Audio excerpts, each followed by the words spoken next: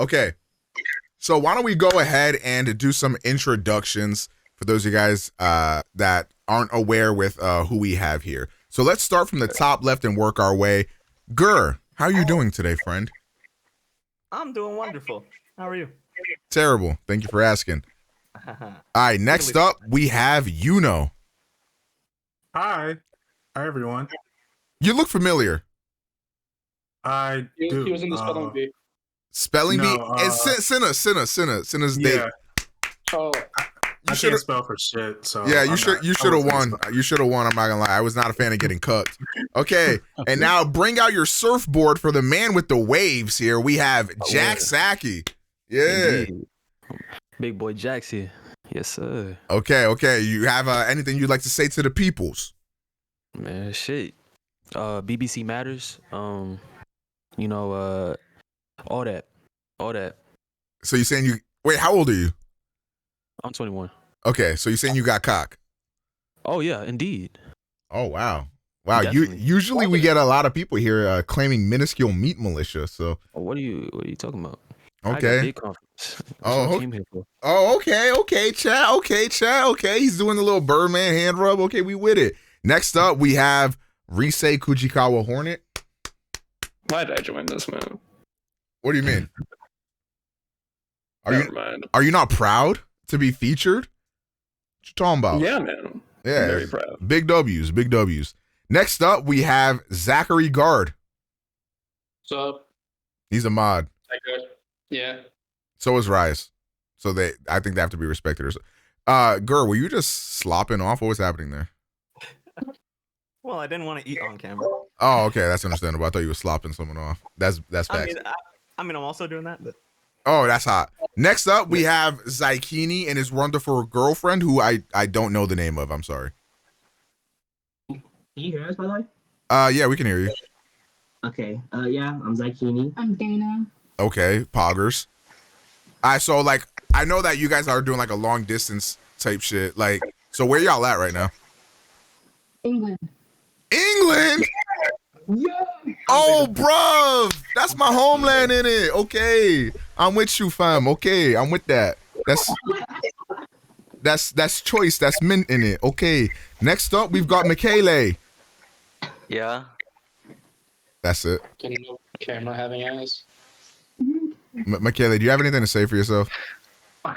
I'm Michele. Uh-huh. Thanks, man.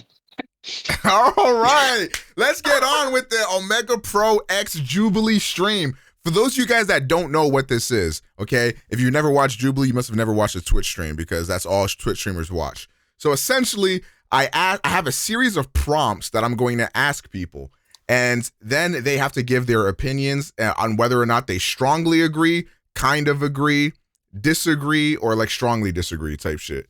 So those are like the spectrums that you have to stand on when it comes to this, and then you guys debate amongst yourselves about that topic at hand and be like, no, this is why I'm right, you're stupid. No, this is why you're wrong, I'm smart, or some shit. And that's what it's going to go down to. So we have various different topics ranging from video game stuff, ranging from, I don't know, fucking cultural issues and all this other bullshit, and also just random bullshit that doesn't even really fucking matter. But let's start off kind of light-handed, champ, and start off with, you know, some gaming topics first and foremost to get people sort of loosened up before we get into the hard-hitting questions. Okay, so first one, video games are worse these days than in the past. We'll start from the top left and say whether or not you agree or disagree. Gur. disagree. Okay, you know. Disagree. Okay, Jax. You said worse? Yeah, the video games these days are worse than video games of the past. Oh, agree. Okay, Rise. Agree. Okay, Zach. I'm going to disagree. Okay, Zykini and Dana. I disagree. I agree. Okay, and Michele. Agree. All right, now debate why. Whoever I wants to think go you were first. kind of spitting in like the. Let me go, bitch. I think you were kind of spitting in your video about like God of War, Spider-Man, and Red Dead. Video games care like way more about being realistic than being fun. That shit is ass. Okay. Okay, so my take on this is I think people focus a lot on like only select few big AAA titles, and then they also ignore from the past. We had a ton of shovelware shit. Like you go to a gaming store, you had like at least 80% garbage you would never play and only 20% actual good games. But people forget that. They only remember like the classics.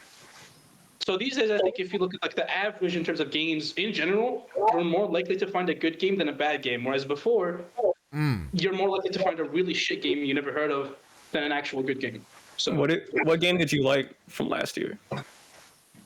so we don't talk about that. So How about the year before? I would also like to throw a wrench into this and say that it could also be argued that while that is true, generally speaking, you will get a better game these days than you would back in the day if it was just a random game. It could be argued that the top percent of games, and even AAA games at that, were more innovative and took more risks and were more creative back then than they are now. Discuss. I was gonna say the same thing. I think if you look at it that way, yeah, I could definitely like the argument is definitely stronger for older games, but I don't know.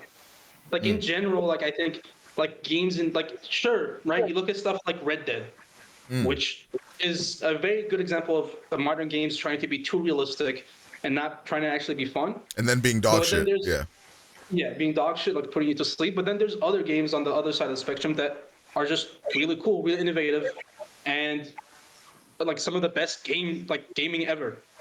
All right, Zachard, can I ask you something? Go ahead. So I played like maybe 6 or 5 hours of Red Dead. I like haven't completed it, but I thought that game was pretty fun. Like, why did not like You why played did 6 everybody hate hours that of it game? and never beat it, so that's why. All right. Oh, okay. So now, Dana and Zykini. All right, let's go. Argument. Get a divorce. You guys disagree. Let's hear it. Personally, from what I've heard, when it comes to like games. We can't hear you. Oh, we can't really hear you that well. Oh, can you hear me? Can you hear me now? No, not really. You guys sounded fine before. I don't know what happened.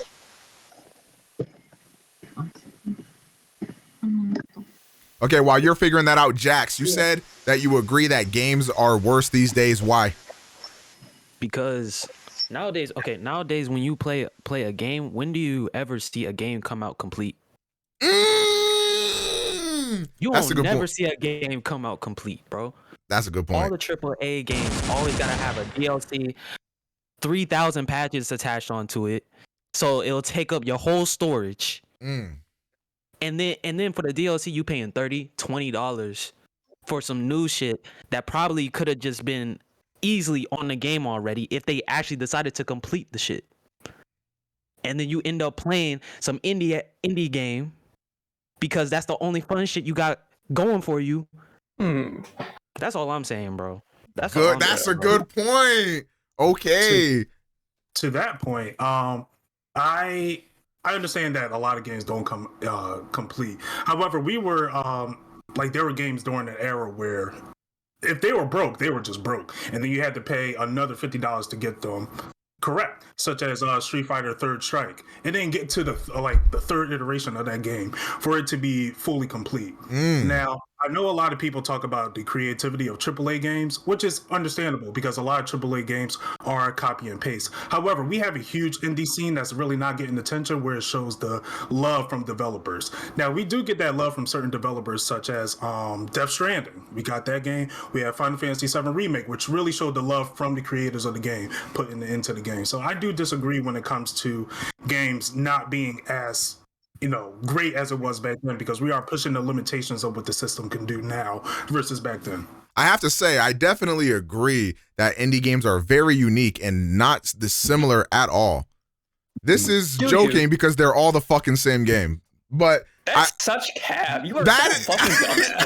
Hello. How many games exactly like Death's Door have you played? Hundreds. How many motherfucking Dead Cells have you played? Millions. They're all the same. What are the names of the games that are the same? I don't play them. I don't know. You tell me. Exactly. You don't know? How convenient. convenient is that? How To that convenient point- is fucking that? To your point, Omega, how many games are out now that are just like Breath of the Wild? Huh? Exactly. Like the games being the same, that is not an indie game problem But at all. Okay. AAA games are all the fucking same. true. But indie games are also the same. So when people be like, indie games are so unique and diverse. Well, okay, you can be unique and diverse when you have like a paperclip to make a game, and then you have to like imagine the whole game that you're fucking playing on some fucking Omori shit or something. Bro, fuck that. Give me a game, goddammit. See, actually, it's really funny because if you look at the indie game scene, I would compare it to the like old school gaming scene. By that I mean there's a lot of like games that try and copy each other, but then people always pick out the gems when talking about indies. And that's what people do for old school gaming. They pick out the gems. When people say old games are better, they talk about the DMC3s. They talk about the Kingdom Hearts 2 Final Mix, right? They don't talk about fucking shovelware garbage Damn, that he no one kind ever remembers. of bodied Yeah. my shit. Okay, Gur, what do you have to say? You know, I mean, like I was gonna kind of go with like the indie point too, but because like from where I'm coming from with that, it might be more of like a hypothermical kind of point, but I think Right. it's something worth bringing up. Is I think like by giving like just kind of like the everyday person the ability to make it, like anybody can like if they'll put in the time or effort, can like learn how to like code and like something or like do anything. And I think like the prospect of giving just anybody the ability to make a game like it like puts the gaming industry in such a more like gives it like so much more potential to grow than it would have been like 20 or so years ago when it really was only like companies that would have been able to make games. And now it's like like any of us here, if we like cared to learn, could do it. And like maybe that's to everybody else's point, maybe a lot of indie games are very similar, maybe a lot of them like aren't very aren't really pushing things as far as they could, but like I think like just the idea that that's something that could happen is just like I think is a lot more exciting than just waiting for like seeing what the 5 top billing publishers have to offer every year. Okay, that's an interesting point. Zykini and Dana, have you fixed your marital issues? Can you hear us? Not really that well, to be honest. Hey, can we? I'm gonna join Cloud Gathering. At attack. Yeah. All right, so they'll be joining us here shortly. Oh. Does anybody have any other points they wanted to bring up regarding this? Not really a point, just oh my god, go ahead. You got it. It's not really a point, so you can go ahead. All right. Well, in my opinion, is I feel like, yeah, it's cool that nowadays everybody can code and everybody can do that, but doesn't mean that you should do it. Doesn't mean that it should be done. As far as I'm saying is, we can continue to push the limits, but are we changing the culture? Are we really changing the culture of how the game should be? Because at the end of the day, these people got to make money. Right? Okay. That's part of the system, right? So you're saying if you trash, you don't even pick up a computer? You can saturate the game that way and kind of lower the level of quality in games because everybody's making a game. Everybody's making a game. It's kind of like the music industry. Everybody can make like anybody can make a song, right? And if your shit gets on TikTok and it goes crazy, now that song is good for some odd reason compared to somebody else's song that they put their heart, their soul, and everything into. You see what I mean? I smell you. I'm smelling it. Does anybody here have anything to say about that? It sounds like you're explaining AAA games versus indie games, as AAA games are the ones that just put their stuff on TikTok and now it's blown up, versus indie games is where the creator puts their heart and soul into it, from what I'm hearing from your point. Yeah. I also just don't think that like I think that's a good point that like by opening those kind of floodgates to everybody, it does kind of like lower like the bar a little bit, and I definitely do see that point, and like I'm not gonna argue that. But what I think like is kind of like it's kind of the trade-off of like just like not like kind of monopolizing it. And why I think that's like kind of important is that I think like in something like gaming, where it's like such a very unique kind of like a form of like entertainment and like media, where like it really is like completely dependent on like like how your experience with the game is. I think by giving like as many people as possible like the opportunity to kind of give their like kind of approach to it, since like games are inherently like an interactive medium. I think I just think that's something that's almost like kind of necessary. Yeah, I feel like it's necessary for more people to be interested and jump into the industry. I'm not saying to stop you from coming to the industry, but what's our classification of what's good and bad has changed so much because of this new age of technology, and everybody got internet, to where you can have a fucking meme game pop the fuck off when this whole indie game, which is actually fire, that has substance, has content, is getting looked over because of this damn meme game, and everybody wants to play that fucking meme game. You said fuck Goat Simulator? Is that what I heard? He's been. Let's talk about it. You know?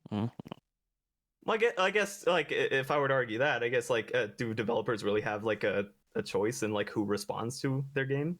Because I mean, who's to say like they like expected to get that kind of response to it?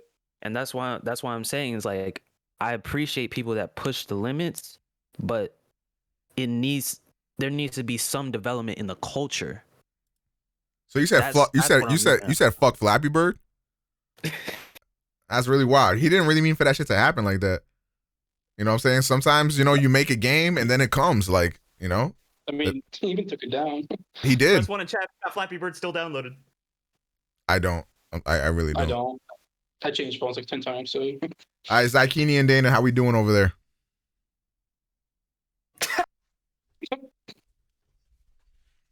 Damn.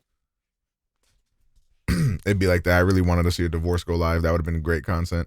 Okay, so does anybody have anything else to add to this conversation before we move on to the next question? No, I agree with basically what Jack said. Poggers. All right, so next up, we have... Was that an L? Yeah, I was supposed to react to it. Oh. Okay. Pokemon games have gotten worse. Let's start with Gur. Agree. Yuno? Agree. Jax? Agree. Rise? I don't know. Kind of both. Okay, Zach?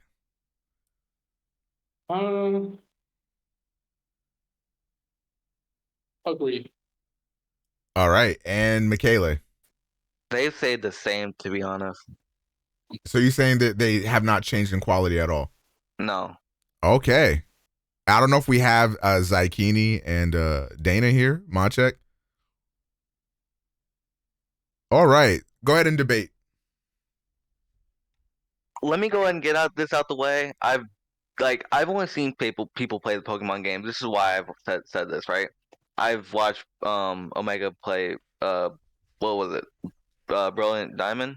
Yes. And it looks like that game like made like a cool advancement with what was it called? The Underground? That looked cool. Right. But it looked beside that, everything was just the same. You know, same old Pokemon. So you're saying that the formula hasn't changed at all, so Pokemon's the same as it's always been? Yeah. Okay. But there's nothing wrong with that. It's that's why people buy it. So, you know. You never played a Pokemon game? I played like 30 minutes of Sword and whatchamacallit. I played like one when I was like 3, so but I don't remember that game. So. How old are you? I was about to say, I hope that's not Sword and Shield you played when you were 3. No. When it comes to Pokemon games, I think it's hard to say if they got better or worse because to me, they just all feel the same. Exactly. It feels like that's why I get my answer. Right. Yeah. So, I mean, in all actuality, it just doesn't hit the same. I tried to play the recent one, the Pearl and Diamond, and I even tried to get excited for Arceus. It's not hitting for me at all. Nothing's interesting. And I feel like it's too late for them to change the formula now. They should have done that a while ago. Yeah. To me, I think it's kind of true. almost like a. To me, I think it's almost kind of like a what do you call it, relational kind of thing. So like, I think like they kind of like you're kind of right. you're right where it's like they kind of haven't really like changed a lot. They've always kind of been around the same, but I think like that kind of has made them worse in the sense that like as games have kind of like changed over the years, Pokemon has stayed the same and it's kind of fallen behind. So like say like if you're picking up your Game Boy and you're playing like, you know, like red and blue or green or whatever, and it's like, you know, okay, that's like a really like inventive game for that time. Okay, you pick up your DS, you're playing Diamond and Pearl. Okay, those are like really make like pretty creative use of like the stylus and everything. Okay, next. Okay, you go to the 3DS. Okay, you get Sun and Moon. Okay, they start kind of doing some new things, but it's not really like doing it's like kind of superficial stuff they're changing. Okay, and then you go to the Switch. Okay, it's the first like console game. Like surely they're gonna do something crazy here. No, it's pretty much the same as it's always been. And maybe that's not like the best argument for saying it's gotten worse, but I think like when like a game series has spanned like 2 decades and like all these consoles and has had all these opportunities to grow and has never like taken it on, I think that does kind of like it kind of colors it. It's like kind of like the first time you do something. It's kind of like in like Smash, how you got like that. Like if you like hit somebody with the attack the first time, it'll do a lot of damage. But you keep using that same attack, it like gets like it does less damage each time. You know. He said Pokemon games have been damage scaled. Okay. Yeah. Now to that take, I would say, is it Pokemon not changing or Pokemon targeting a different audience now? It's never targeted different audience. People have just grown up. This is what it is. Yeah. Like, Yeah, I mean, in my opinion, like Go ahead. I think Pokemon is just stuck in this resolution stage, you know? At first we had 244p Pokemon, and now we sitting up here with like 4K Pokemon. But the problem is it's still the same show. Mm-hmm. You feel me? It's still the same show.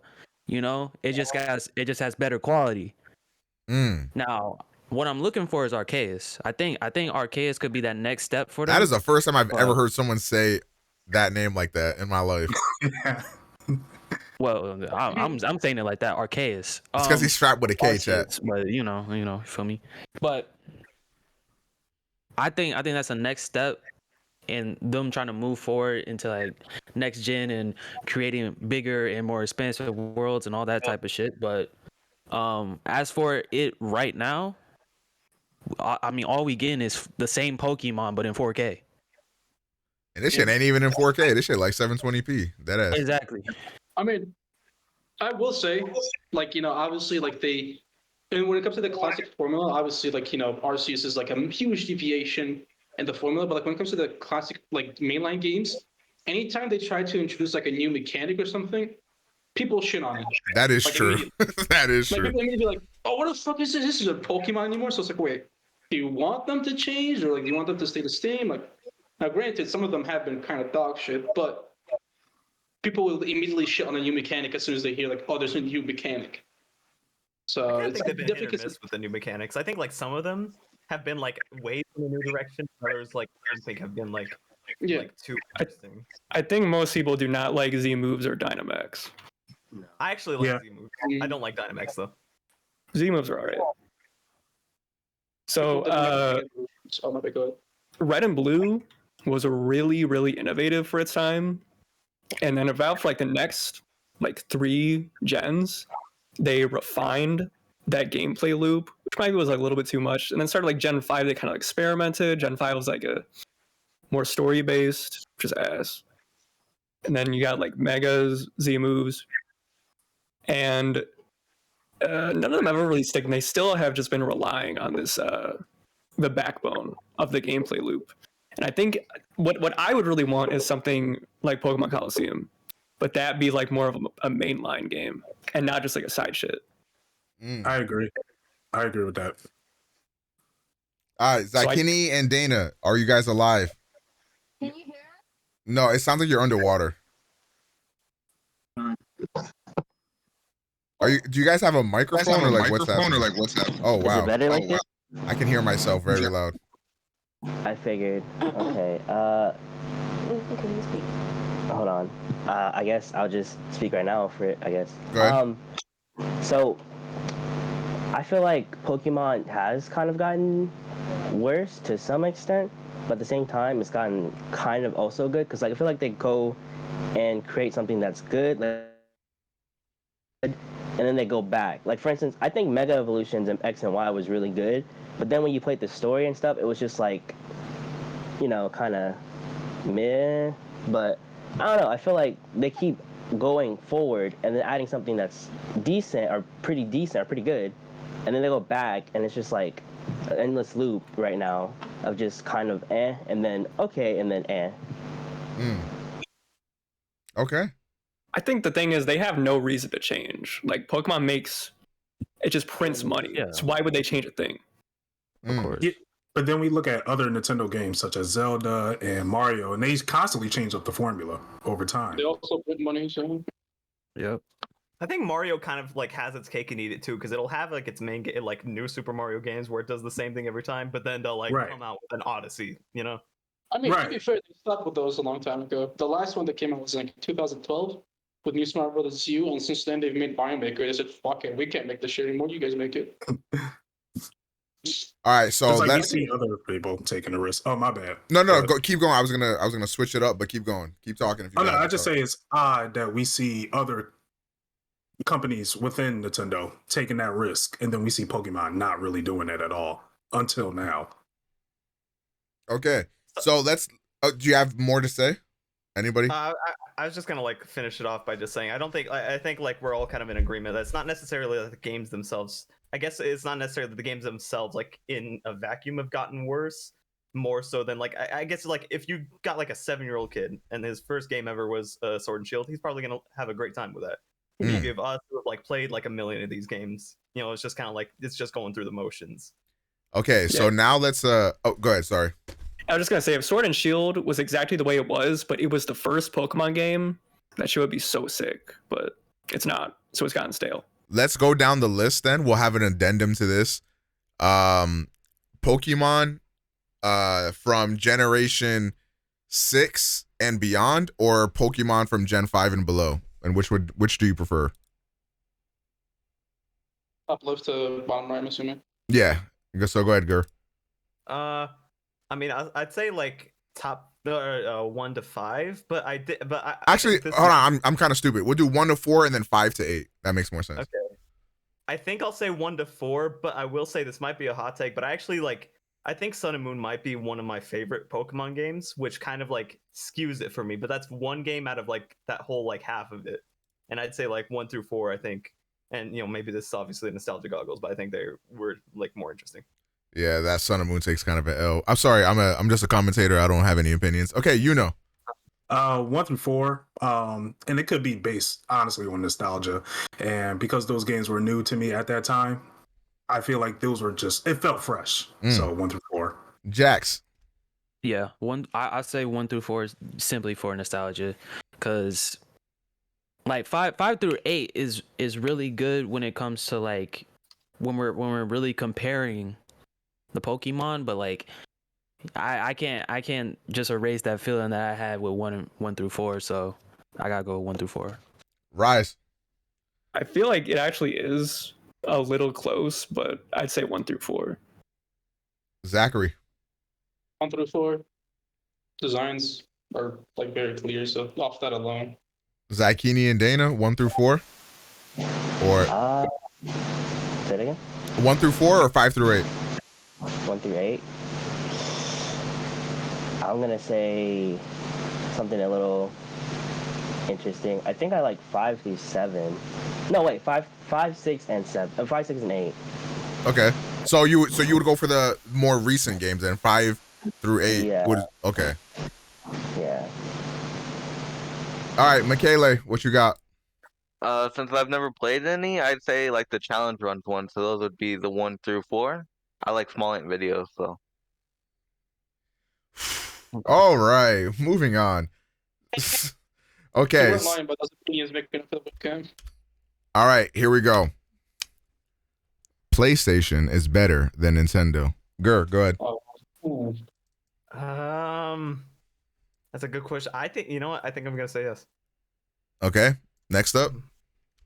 I'm going to say no. Okay. Shit. Right now, yeah. All right. Rice. Obviously not. Zachgard. Most definitely no. Okay. Zykini and Dana. I agree that PlayStation's better than Nintendo. I think the same thing. Yeah. Okay, Michele. I don't know how you can say PlayStation is better than Nintendo. I'm not debating yet. Just say yes or no. I don't know. No. Okay, now debate. You guys have a lot of background noise, Zykini and Dana. It's like very loud. Is that better? No, it's not. Oh, Okay. it's gone now. Well, Muted. All right. Now, are we talking systems or as a company? whatever you interpret the question as. I say a company. As a company, putting out games, Nintendo is better than Sony. Okay. All right, here's the thing. One, on the PlayStation camp, you can make the argument for sure that like PlayStation, in terms of like the online stuff, you know, all that bullshit, like, you know, the sales, they definitely have Nintendo beat, but Nintendo makes good games, really good games. And I've realized that recently. I've been going through a lot of their catalog and playing their games. They're fun. They're just super fun. And there's a reason that despite their shitty online system, shitty practices, got like selling 10-year-old games as for $60, all that, they're still doing really good because their games speak for themselves.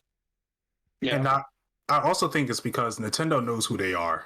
They're not trying to please, you know, everyone. They're trying to make games because games are fun. Whereas Nintendo, they're trying to get a certain audience, like the remake for Last of Us. Who asked for that and who needs that?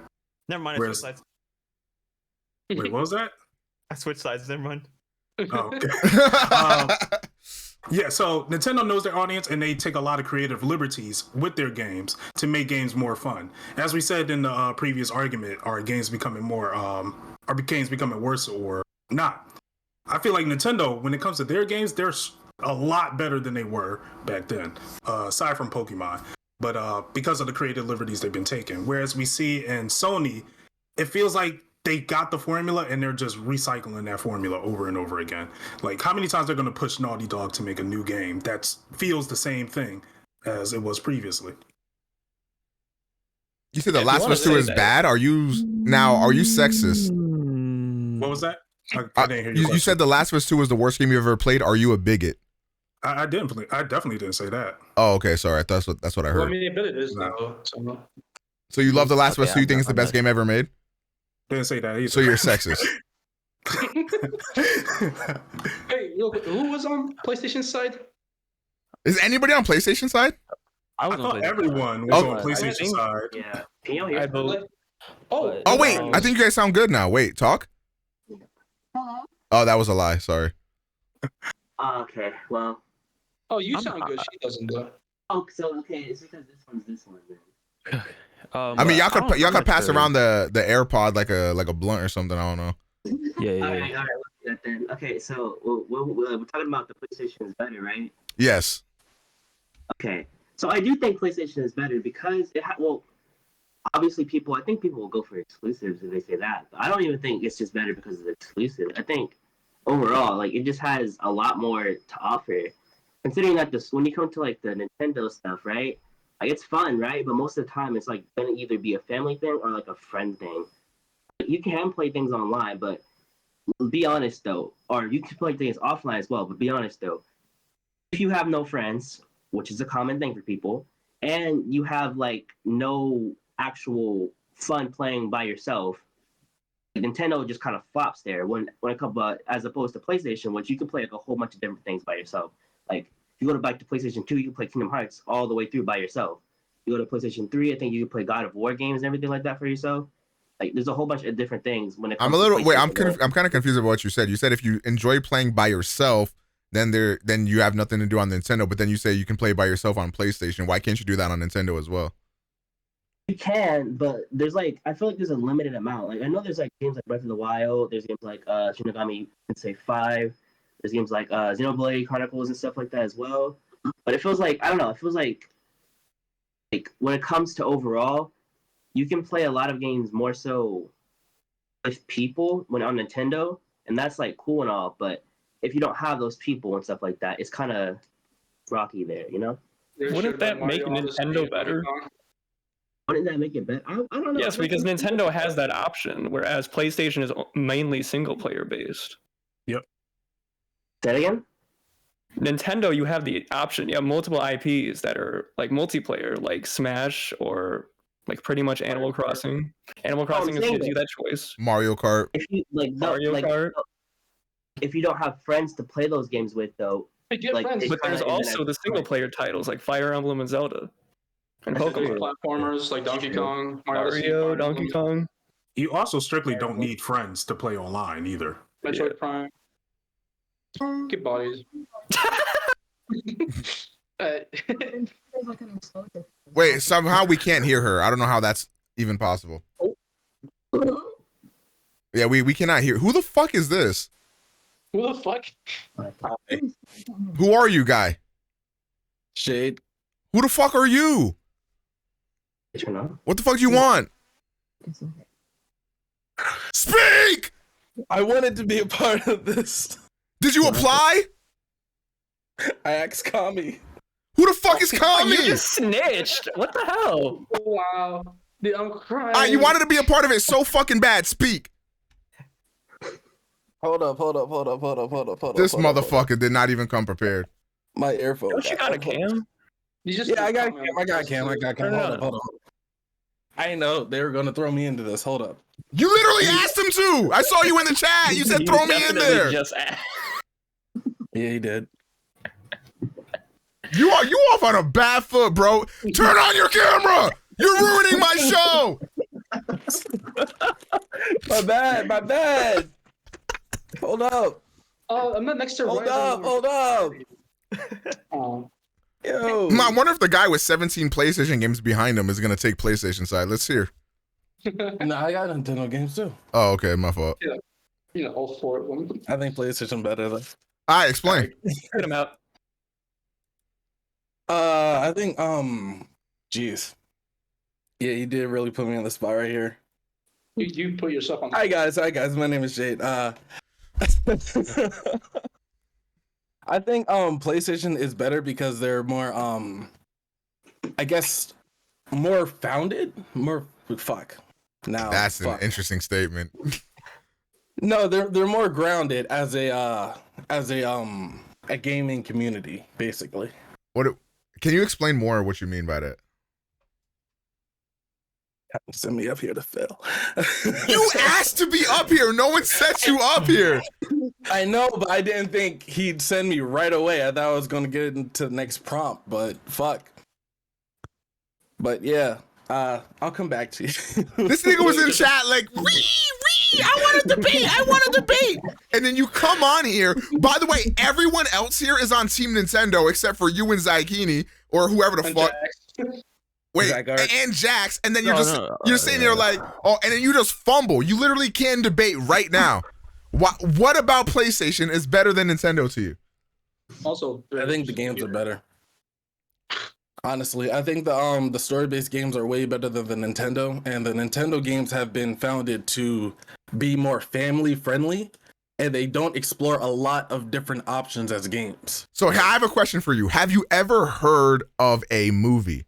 You might like those. Ratioed by monkey jumping around. That's true. But I mean, why would you watch a movie if you can play the experience, you know?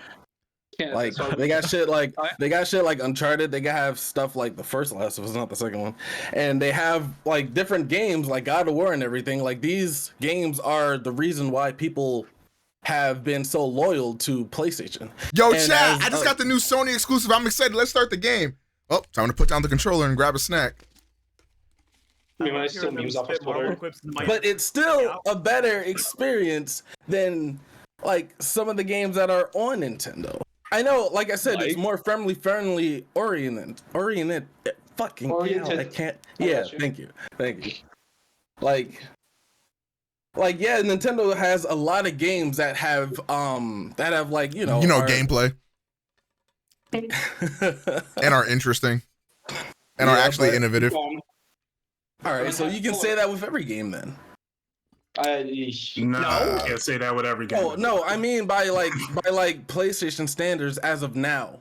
To like to like the Nintendo games. Like you have Breath of the Wild, and then you have like Horizon Zero Dawn. Like, no way you compare those two, bro. okay, I'm switching sides. These people are selling my team. These people are selling my team right now. I'm switching sides right now, bro. Jax really didn't even get to like. What is, Bro, hold on, I have a question. I'm What is switching the sides, bro. what is the difference between Uncharted 1 and 4 besides graphics? I mean, the story continues. What's the difference between Like I said, you might like movies. Check out HBO Max. They are running a promotion right now, I think. Hashtag ad. I'm sorry, I'm not even supposed to be in this. I don't know what I'm doing. Okay. No, keep going. Yeah. This is great. I think it's interesting you said Sony has a more grounded fan base when it comes to their games. When Nintendo people ride hard, there's literally people that will like Nintendo Ninjas. You heard of them? Nintendo fans been getting scammed since the 80s and they're still fucking fans. Like, that's kind of crazy. Yeah. I mean, if you're gonna say that, then let's talk about the Sony versus Xbox conversation. Cause everybody at Sony, when they talk about Xbox, they shit on them. Mm-hmm. But Xbox is better, so that's crazy. Like, how you explain that? Yeah. Dude, like So to say to say that Nintendo is toxic, we gotta point out we toxic too. Yeah. All right, next prompt. Xbox is better than PlayStation. If you disagree with this, I might kick you. Just, I don't know. This is just true. I actually agree. Yeah. At this point in time, yeah. Microsoft is up. All right, Yeah, W's. they are. All I had to do was threaten my my viewers here. Okay, does anybody have? They're about to acquire everybody that you would play on PlayStation anyway. So. That's facts. Yeah. We do love a Monopoly, bro. That's really pushing the Love monopolies. Okay, does anybody have anything else to add to the PlayStation and Nintendo debate, or should we move on? Nah. No. All right, My peggers. team sold, so nah. All right, cool. Okay, next up we have the last prompt for video games. We have esports are on the same level as athletic sports. No. No. Does anybody agree with that statement? I'll lean towards agree, but I don't think it's completely the same. But I'll lean towards it. It's like a slightly disagree. Yeah. Yeah. Like I'll lean towards it for the argument. I just said that it should be a little bit more respected, I guess. Yeah. I agree. Yeah. It should be. Yeah, absolutely. Should be I respected. agree. But my Because- issue with this is like, hold on. No, go ahead, Zach. Is like with this prompt, we usually if you say no, people take that as if you're discrediting the hard work that goes into like esports, like how many hours those players usually spend to practice and get good at those games. Not at all. Like obviously, that takes a lot of effort. But athletics takes even more effort. Like it is what it is. Like those players also put in an insane amount of numbers, and they do that like physically, bro. Like they're like running like fucking 10 kilometers every 2 hours or some bullshit. I don't know. Can we have kilometers and with that inches? same- Oh, it's like 8 miles or whatever, Okay. like every 2 hours. I mean, Okay. with that same point, there's literally gamers that get on here and play the game until they're sick. Like literally destroying their physical health and mental health just so that they could be better than whoever who's at the top of the world, just so that they can create an opportunity for themselves within the gaming, gaming culture. I mean, don't get me wrong. Like I said, I'm not discrediting the effort that goes into it. I'm just You said saying, gamers are wasting their time. They should pick up a ball. I'm not discrediting that effort. I'm just saying, athletics, New quote from players Zachard. don't Put this do on that shit. Polygon. Gamers are a waste of space and an embarrassment to society. He's right. But like I was saying, you have sports players, they fucking injure their legs, they can never walk properly again or something like that. They be putting their whole I body. mean, there's gamers plenty that of go- cases. Gamers have that same one couple was doing things it, happen. like sweating, running miles. The other was doing it sitting on a chair playing a game. I mean, you also got As like arthritis to taxing take as that can be, as taxing as that can be, like here mentally, the other one is taxing both mentally and physically because you got to worry about the strategy of being in the game and also moving your Do body. you know what I gotta do to do 10 multi-shines, man? Do you know? It's Well, true. I don't know even know what that means. To be honest, let's say that a gamer who's at the top of whatever class they are, a lot of gamers, professional gamers, retire before 50, right?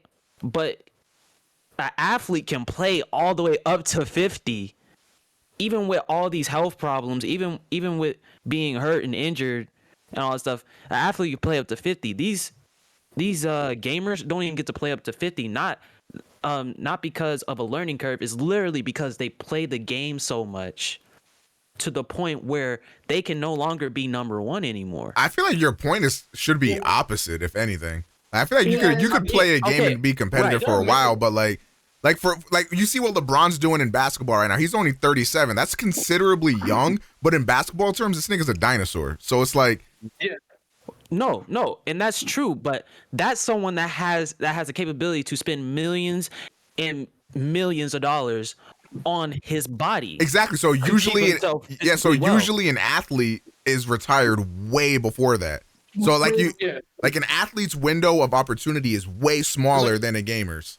But how much does a gamer earn to take care of their body? I mean, that's a different discussion, though. I mean, I feel like. Well, I mean, if an athlete has all this money and they're only still have that window, doesn't that like lean more? Yeah, like imagine an athlete who doesn't have because there's a lot of not every athlete is a multi-billionaire or whatever. Like, there's some athletes who make only a certain amount and their careers are even shorter. And LeBron is definitely the exception rather than the rule. Most players ain't doing that. Yeah, exactly. But I'm just saying in general, the athletes usually get more money than the esports players. So you're looking at this from like a financial standpoint. I get like I mean, it's like I would be inclined to agree on like saying like esports athlete like the esports players should earn more. I would be inclined to agree with that for sure. Yeah, that's what I'm saying. They especially need to Smash earn players, bro. Them niggas getting robbed. Yeah. Good thing Ludwig coming in can have a turn soon. That's why I'm saying on the side of slightly agree. I wouldn't say they're necessarily on the exact same level, but I'm just saying that they deserve to have more money to be capable of having a certain level of longevity, as well as taking care of their health. Because for the most part, these esports players have to go through hell to even get to the top club or the top whatever they need to get to, and they have so many health problems trying to get to that point. Period. It's kind of ridiculous. I mean, yeah, but again, you could say the same thing about athletes. There are many athletes, like because we always focus on the the LeBron James, the I don't know basketball players, so the Giannis, right? Right. The fucking NBA, right? You focus on those people, but like, there's a lot of people who are just out there sitting on the benches. They can't make it. They try every day. They try to make themselves stand out, and they train, but the best they could do is sit on the bench. So, like, how do you think those people feel? You're training. I mean, your body. Okay. What are we talking about sitting on the bench? Are we talking about like sitting on the bench as in like I'm sitting on the bench on G League, or like I'm sitting on the bench like at the park playing pickup? No, I'm talking like actual like athletes, like on a professional level. If I'm an athlete, I'm getting paid to be on the bench. I have money coming in to be on the bench. For the most part, these esports players, it takes them forever to even get a chance to be on the bench. I agree with that. that is actually, and even then, in some of these sports, if you're not top 5, top 10, you're making no money. So exactly, right. And that's in the world, bro. And you gotta travel to tourneys and do all. Nah, that's crazy shit. Yeah. You have to pay for an airplane ticket that you probably even don't got the money for. Yeah, that's true. That is true. Like, yeah, but again, I felt the conversation is sort of derailed into like, should esports players make more? And then, like I said, I do agree with that. They should make way more. But I was thinking, like, should esports, like, our esports players on the same level? What was the original point even? We have somebody in the chat saying real bench players aren't getting paid that much. They're still getting paid like a few $100,000, which is insane. Yeah. Some gamers travel across country. G League bench players get paid. So do you think esports like teams have way more pressure on their shoulders than like athletic? That's an interesting question. Right now, I would say right now, I would say yeah, because for the simple fact that you personally don't have like as many opportunities when it comes to like the esports game. Yeah, I that's would true. Okay, I see what you mean. Yeah. You know, Jack's talking about many laws. Like the more that I think about it, I feel like the comparison does become a little skewed because esports are still it's so much work on a fundamental level for esports to be done in terms of players getting paid more, like more teams and all that. That really it is really unfair for esports right now. I still wouldn't put them at the same level as athletic people, but still. I mean, there's also pressures that come with being an athlete. Like one injury and your career is literally over. Like if you're a player playing in your contract year and you're doing really well, this can mean like tens of millions more that you'll make. And then one sprain and you literally lose tens of millions of dollars potentially. So there's a lot of pressure on both sides. It seems like most of us agree that like esports, they need to like get their flowers, but they're not on the same level as physical athletes. Almost, I kind of think they have a disservice to them by being called esports, because I think like there's like the similarities you can draw, obviously, you know, having to practice all the time and having to maintain that kind of like edge over your opponent. But I think like since it kind of requires like a completely different like skill set, and it's like while you kind of like apply the same sort of like model to it of like, you know, practice, go to a tournament, practice, go to have a team. I just think it's almost like comparing apples to oranges in that like I think like, you know, obviously you're not going to get like an NBA player to like, you know, and you're not going to put them in an esports game. You're not going to get an esports player to pick up a basketball. I think it's just like they're two completely different skill sets that require kind of like very different. Like, damn, you didn't watch Space Jam 2, did you?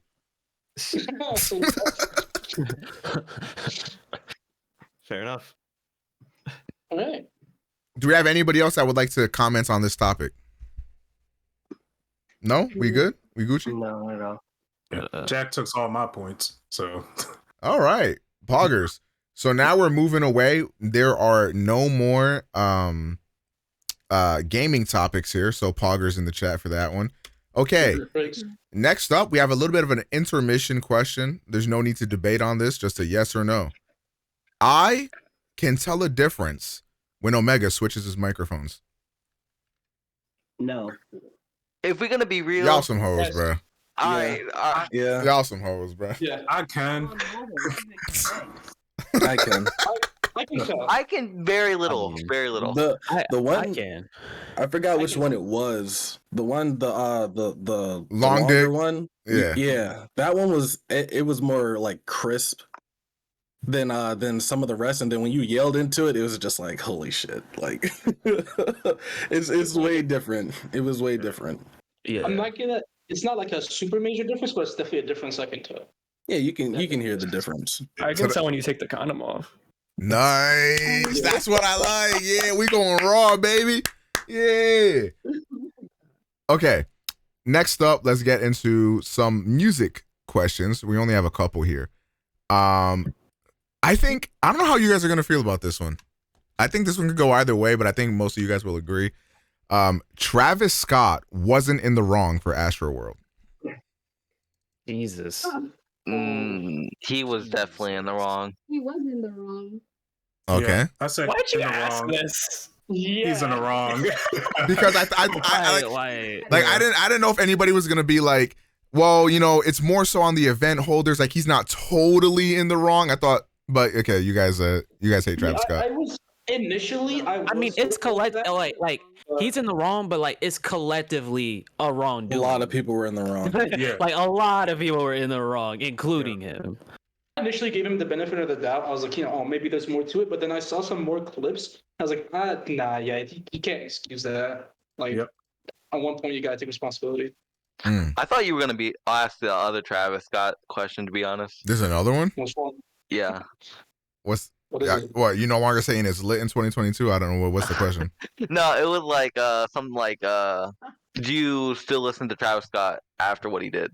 Fuck it. Let's make it that. Do you still listen to Travis Scott after what he did? I never did. I barely listen to him now. like that. I listen to him here and there, but like I won't like rush to turn off the radio or like the Spotify or whatever. But Also won't rush to turn it on. So I mean, this kind of I see people in chat like if you didn't ever listen to him, then I guess it doesn't impact you. But this is exactly what I was saying when people were like, "Yo, Travis Scott is over after this." I'm like, you guys are literally lost if you think anyone is going to stop listening to Travis Scott after this. He's going to bounce back eventually, but it's going to take time. I mean, it's not like it's a sexual assault allegation or nothing. It's like it's recklessness, which is obviously it's just costing people their lives. So it's obviously not something to be taken lightly. But it's like it's not like as serious as like some other there's no right way to say what you're trying to say, but I get what you're saying. Yeah, I get what you're saying. Yeah, he's pretty much trying to say like in a everybody dies, you know. But I would not go. That's what he's trying to say. But you know he's not trying to say it like that. All right. Anyways, right? it's not lit. We're not listening to Astro World ever again. So I would stop. So here's the next question. We're not using a Travis Scott skin in Fortnite anymore. Oh my goodness. Music. Oh my goodness. Is worse today than in the past. I'm getting deja vu here. Okay, let's start with Gur. I'm gonna say like as a general answer, no, but I think it like really like that's a very broad kind of question, you know. Yeah. And okay. I'll get into the specifics if we get there. All right, you know. I disagree. All right, Jax. I slightly agree. Yeah. All right, Rice. Disagree. Shade. I agree. PlayStation fan. Zatgard. Disagree. Okay, Zykini and Dana. I disagree. Slightly agree. Okay, and Michaela. Can I get some clarification? You were born yesterday. All right, sorry, go ahead. When is like the past? 2007? 2010? We'll say like from 2010 beyond is like music today, and the 2010 below is in the past. You said it was better, right? Or worse? Worse.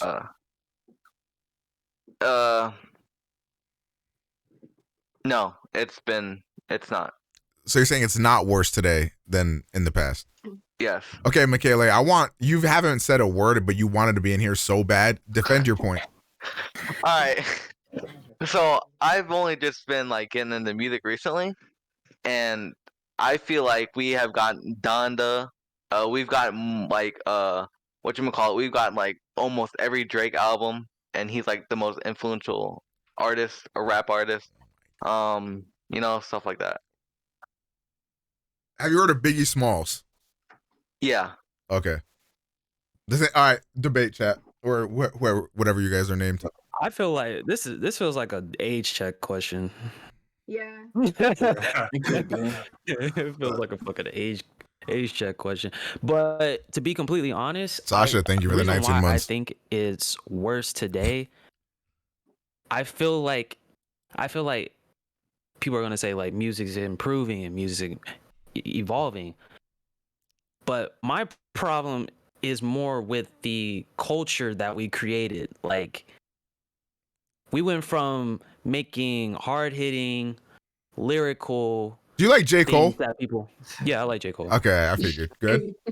I mean, but we went from making hard-hitting, lyrical, type stuff that people would listen to and that could connect with, to like making these meme songs and making things that have a great sound rather than the lyrical value with the music. Now, I'm not saying there's not, bro, when I tell you I love me some Donda, but also at the same time, I feel like a lot of artists lose their, feel like they lose their way in that sort of sense, because everybody can make a meme song. Anybody can make a fucking meme song. You think they're more on the trends than actually like trying to make a message? Yeah, it's like everybody, what's popping in the music industry is just what people are into right now. It's literally just a trend. It's a war of trends, I mean, right? to be fair, hasn't it always been like that? Yeah, I was gonna say it's always been like that. No, I'm saying, well, I wouldn't say always been like that. A lot of times when we talk about progression of music back in the day, it was more as a way to fight the system in which we would make music that people wouldn't necessarily hear before, for the simple fact that, you know, there would be systems against us creating that type of music, especially when it came to rock and hip hop and all that type, you know, all different type of genres in that sense. Nowadays it's just more like, I'm just gonna make some shit and just see what happens. And then we got everybody singing Old Town Road. I like Old Town Road, but you know, it was not meant to be good. Look, all I know is I'm not. I could say that honestly, that like not all music needs to have a lyrical value though. Like some music could just be something to listen to. I didn't say that. No, I'm not saying that. I'm not saying you're saying that, but I'm saying that you were saying that it doesn't have like a meaning to it and stuff like that. But not everything needs a meaning to it. Some things should just be good just because they're good, you know? Well, I think he's saying that there's value in those like meaningful lyrics. That's fair though, but like I'm saying, I feel like nowadays there's a lot more music in which you can actually have something for everything. You can have music where it's like you just want to jam out and have fun, and it doesn't even want to listen to the lyrics, just have fun, you know? There's other songs like that where you can just have that exactly what you want, that lyrical value, that meaning to it. But I don't feel like it's something that changes music's worth, like doesn't make it less good because it doesn't have a meaning or value or like a lyrical, you know. What I'm saying as more and more people come into the music culture and decide to make music, what's our standard? Like, what's our standard of good or bad? It's we don't. It's hard to have that though because it's subjective. Right. It's really hard to have that. What you like. Exactly. That's why I was like, I slightly agree on this because music is so subjective. Like Correct. Music is way too subjective for to say like it's worse or that's why I slightly agree, you know? And also not just about it being way too subjective, it's also like such a broad spectrum. Like there's so many different types of music, so many different genres. Like it's a ton of them. And even within like even if we go to one genre, we go to rap. Rap is so diverse. There's so much different type of like rap songs and rap artists, like it's insane. So I feel like the question is just very difficult to answer in general because it's just too much. Like it's really hard to judge. So you can't realistically say whether or not music has gotten worse or better throughout the years. I think it's changed for sure. Music has for sure evolved and changed in many different ways, but you can't really put a label of like better or worse, in my opinion. I kind of see what you mean because like no one can like really answer this question because of how much music is made. No one could ever listen to all of it. Exactly. But so I feel like this is mainly like attributed to like mainstream music. I want to say I think mainstream music has been way better in the last like 3 years. Like you got Lil Nas X, the last 2 Weekend albums, you got Doja Cat, they all bomb. He's actually and then within like 2014 to like 2017, mainstream music was dog shit. Like you got like the Chainsmokers on the radio, the fucking Chainsmokers. Oh, and like Imagine Dragons. Music was awful in mainstream. But also, good, so.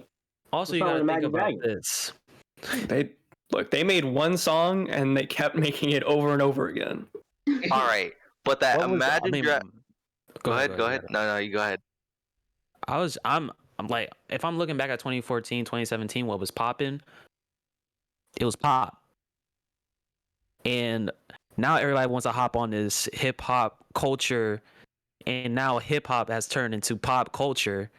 And everybody wants to incorporate different hip hop sounds within their music nowadays. So in that case, maybe it's more, that was more based off your, obviously that's more based off your taste, it's subjective, but you know, I'm just saying like that 2017 to now type era was when people were incorporating different genres and mixing them together, so I could see how that fusion would be a lot better in terms of now, in your opinion? Yeah. Now, when I say music is better today than it was then, it's because back then we had everything in a box. Whereas like this strictly is rap, this strictly is country. Now the lines are so blurred that I could listen to rap and then I could listen to pop, and I'm like, oh, I could feel this, and it's more accessible to get into other genres because of that. You know. Also, I'm not driving the car listening to some guy saying my name is Charles and rapping is my game and that's my name. Like, I'm not playing that shit. Yeah, you're still listening to Travis Scott. You don't care about what happened. Okay, sorry. I want to add on. I mean, that's fucked up. But I want to add on to what you said. Like you said, the lines are more blurred nowadays. Hence why there was such an issue with Old Town Road being considered country. Like, it is a country song, but it's not the traditional country, and because of that, it was such an issue with the being on the charts of country. I think it actually does help you ease into other genres as well, because of how sometimes the lines can be blurred. That's why I think like music today is actually a lot better, because it actually helps you maybe get into another genre that you actually didn't even know you could be interested in. I know a lot of people, like, there's been this huge influence of like punk and rock music with hip hop, with like artists like Juice WRLD and Lil Peep and stuff like that. And that has bridged the gap for a lot of people to get into punk rock because they listen to people like Juice WRLD and all them. So that is very true. Yeah. Yeah, very. We're going to Win-Win Reading Tour. Honestly, I just feel like music is a little bit better today just because of like what it's like kind of done, you know? Like, we have had artists like Juice WRLD who has been like so influential, and I feel like that's really helped people. I mean, when you think about, I personally don't think about the influential, inspirational part when it comes to music, for the simple fact that when we're talking about old school, yeah, they didn't have internet. Yeah, we had to pass things around. A lot of things were worded like I don't know why I'm talking like I'm from the 1990s. But anyways, imagine being that old. like exactly, that's what I'm saying. But anyways, they pass around cassette tapes, had boom boxes, had like didn't have cell phones that could go overseas. Like, when the internet came around, a lot of people could see a lot of things, and then they had the opportunity to go like, oh, I never thought I could do this. Let me mix this with this. Or did you say Soulja Boy is better than Tupac? Oh my god! Is that what you just said? All right, but to argue your point. All right, I don't know if I should say this. Never mind. Just say no. You have to say it now. Say it now, or you're kicked. No, I don't like. All right, so like I think his name was DMX. I didn't know that much, but I think he was like a rap artist or whatever. I'm pretty sure he died recently, and Omega tweeted about it, right? He said he was like really broken up about it, right? And like, if we're going about the Juice WRLD standard, or like not standard, but like, you know what I'm saying? Like, what are you trying to say, bro? Bro, can you stop? People can. No. I want to hear. I didn't want to know what he has to say. I'm still trying to figure out the words. But like, people like, hold on, let me figure this out. What are you going? No, you know what? Actually, I think it's about to be stopping. I'm very scared of what he's about to say. Nah, I need to know why he brought that up. What would he be saying? Where's this tangent going? But like you could see like how people like how he like how DMX like influenced people. You know what I'm saying? Okay, so what's your point? Okay, that's my point. Like, like the internet, like you changed your point for sure. Like, the internet, like, just because it wasn't around when like they were popping or whatever, like, it didn't like doesn't mean like it doesn't stop people from being influenced by that. Yeah. Man, you could have said that in a much better way, but okay, I guess I get what you're saying. Yeah. I do got a question for all y'all. I remember I saw this post. It was either Twitter, Facebook, something that said they was calling certain artists legend, like Biggie and Tupac, but they were going and saying Juice WRLD and XXX wasn't legend. do y'all feel like it's unfair to force a legend upon a different generation? Yeah, that's dumb. Mm. Why? Like, bro, most of those kids weren't even there when Tupac was creating some revolutionary shit. How can they feel that revolutionary, like, the value is different? Yeah, the value it doesn't mean anything to them. Right, because I got into a little argument with someone. It's like to someone like now age, they would think Juice WRLD is one of the best out, you know. Yeah. As in thinking about Tupac or whatever, they probably wouldn't have listened to an entire album by him. Right. Like the value was way different.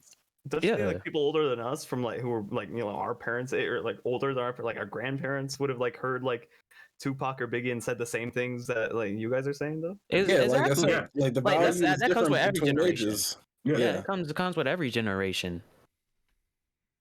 Yeah. You know, you were about to talk about how you got into an argument with someone. Oh yeah, because they were saying like Juice WRLD XXX is not a legend. I'm like, you can't force upon a legend onto someone who's not even going to take the time of day to listen to someone, especially in this generation where they look up to this artist, and right now they're making the music that's really going, you know, that's popping right now.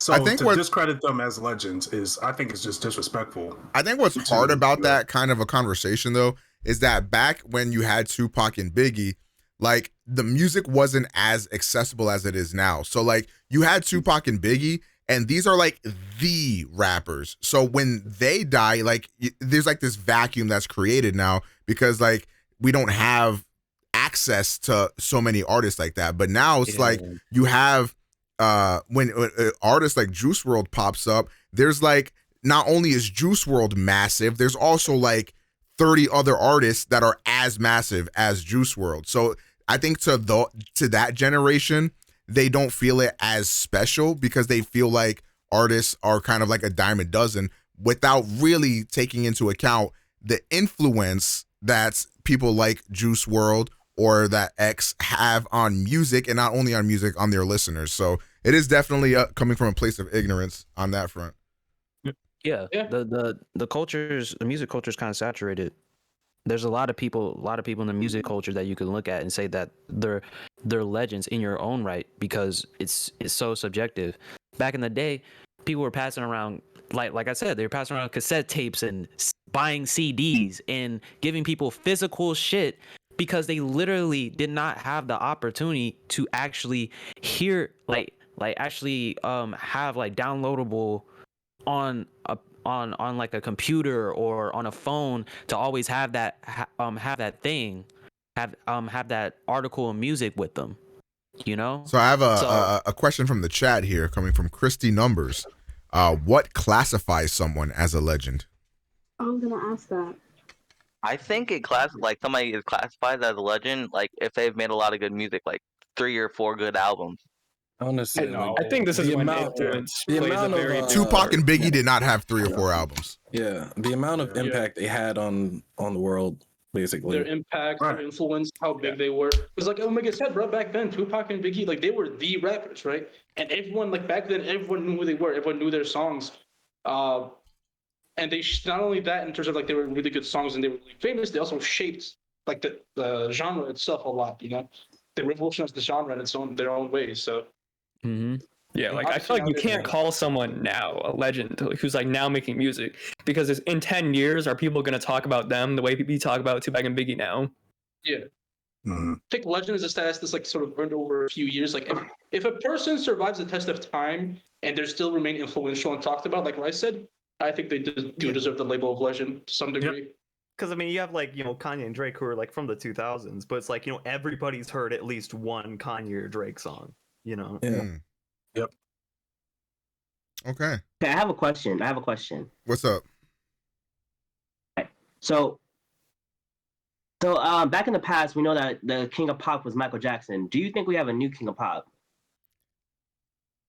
Do you think Michael Jackson still holds that title to this day? Okay, so here's my opinion on it. There can never be a new king of pop because that was a title created for Michael Jackson. So So Michael Jackson is the king of pop. However, I agree. if you wanted something that's like kind of on that level, I wouldn't even, you can't put anybody on MJ's level, but the artist that would be closest would be like The Weeknd, because I think he's an artist that's making, you know, that retro styled music right now that's honestly sounds really good and is doing really well. And I think that's very big, but there will never be another Michael Jackson. There can never be another Michael Jackson. He is the king of pop. Yeah, The Weeknd is the closest one, but I don't think anyone is even close to that status. Justin Bieber was like the new king of pop, and I was like very confused about that. There's a lot of people that say Chris Brown is the new king of pop, and that to me is a crazy statement. But no. Let's not talk about Chris Brown. It's okay. I'm just gonna say this right now. MJ can't really be replaced until I see MJ level type shit. Because MJ was making kids in China who are like 3-4 years old dance to his music. I don't see Chris Brown having that reach yet. That level of reach worldwide. I don't see that yet. I'm not gonna lie. Michael Jackson would get on stage and people would faint just by exactly. Exactly. Like, what's that like one Super Bowl appearance he was at? He just stood still for like a solid 2 minutes and people were cheering. Or like how when he died, it was like 2009. Twitter's still like brand new, but it crashed Twitter when he died. When there was like 10 people on Twitter. Bro, the world destroyed when Mike Jackson died. Yeah, no one can ever have that amount of influence.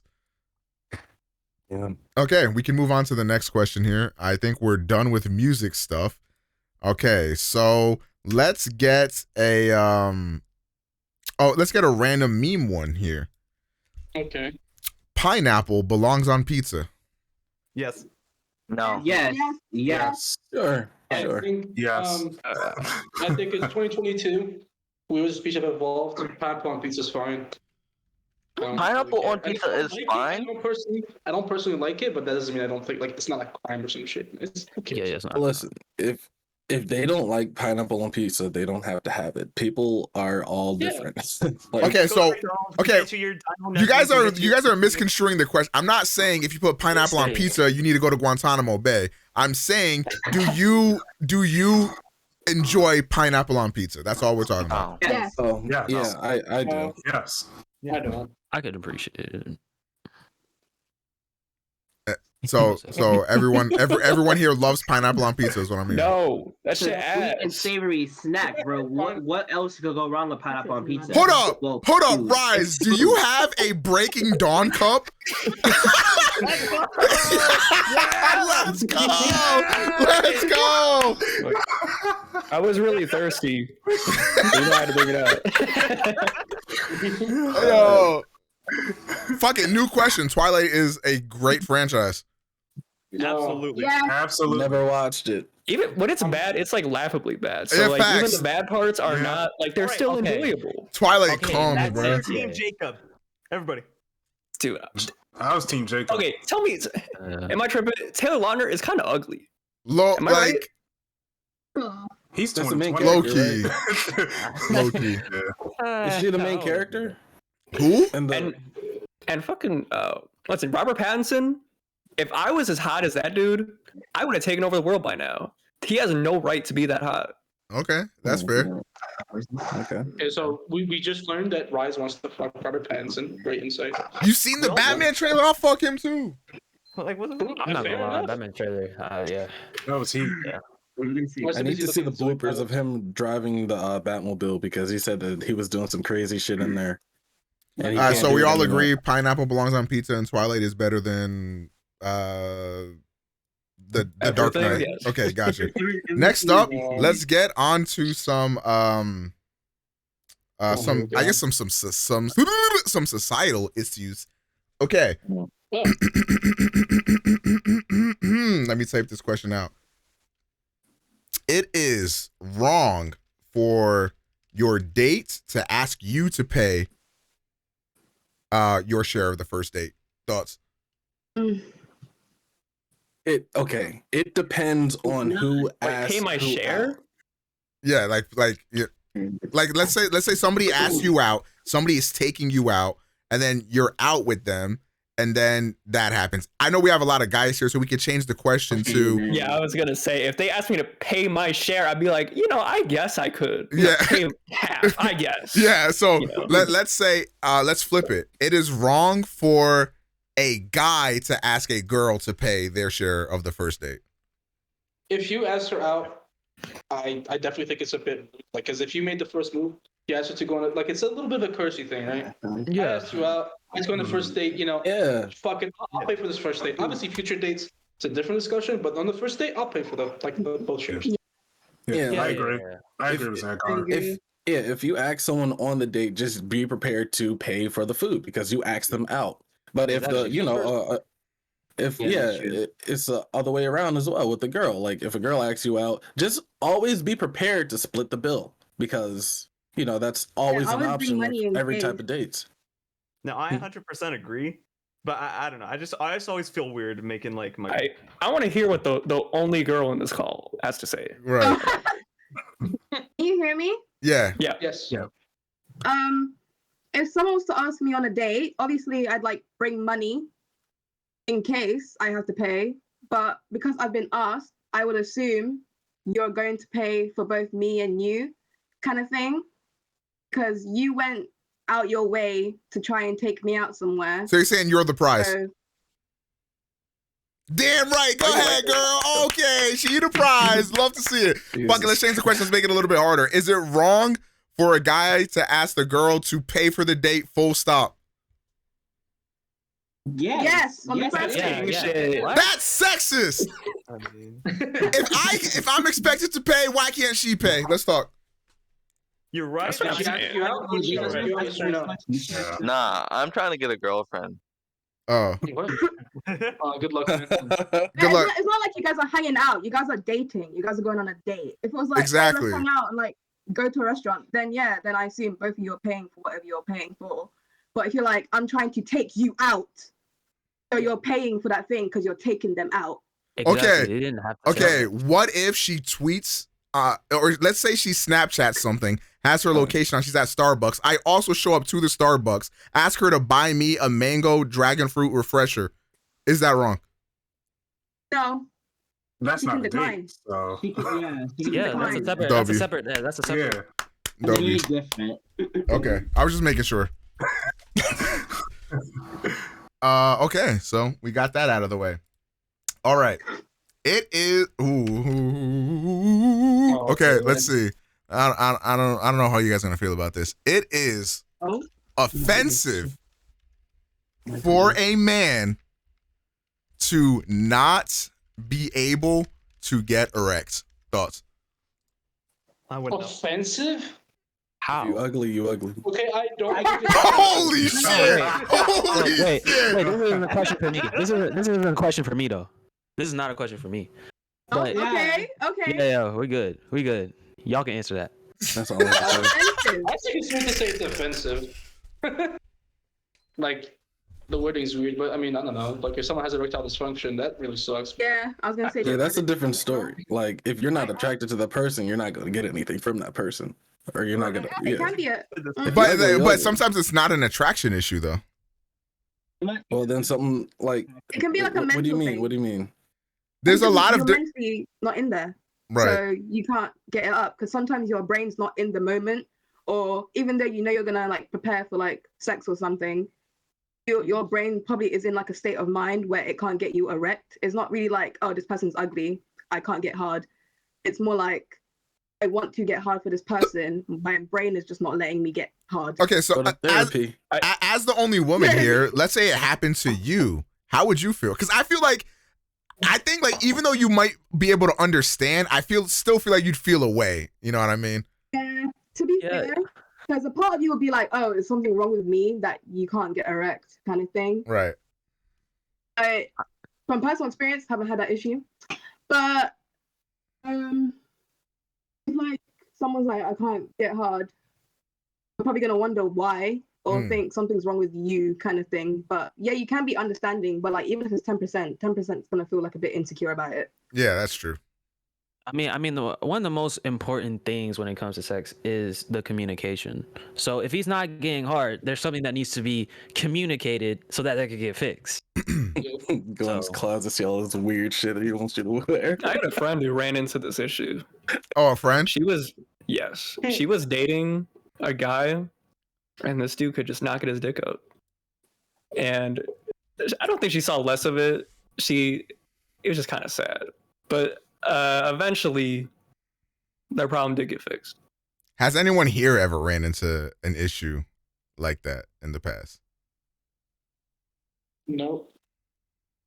I just Yeah, don't me know neither. what that feels like. I mean, You want to share? I don't have those problems. Look, okay, it was cold as fuck in the back of this bitch's like minivan or whatever the fuck. Dude, what do you want me to do? Okay. If you guys know how cold interacts with cock, it doesn't work well. Okay. It just is what it is. Yeah.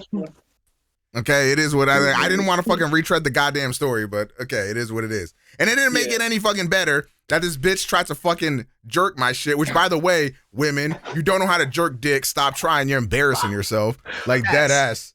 Facts, Like, thank you. Like dead ass. I'll call one of my homies over, he'll know what to do, bro. Like just sit over there, bro.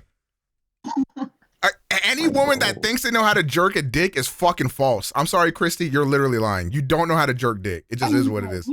It just is what it is. Y'all don't know the intricacies of a man's cock like another man, okay? That's why being gay is optimal. Could you not say something about a woman? What's up? You can't really get a woman off or like finger a woman better than another woman can. That's true. That is true. Yeah. Look, this is why being gay is optimal for both women and men. Because who the fuck knows a pussy better than a woman? Who knows a dick better than a nigga? It just is what it is. Yeah. All right. Next question. What else do we have? Okay. We'll do. We should remove jobs that can be done by robots and implement a universal base income. This is such a complex question. Yeah, this is deeper than I thought. Might be Jobs but like, I mean, on paper, sounds like a good idea. You know? Okay, so the way I go ahead, Rice. No. Have you guys ever seen Wall-E? Yeah. You know what happens in that movie? Yes. The cute little trash robot gets with the cute little evolved robot. Yeah. And what happens when they get on the ship? They get together. Zach, you ever seen Wall-E?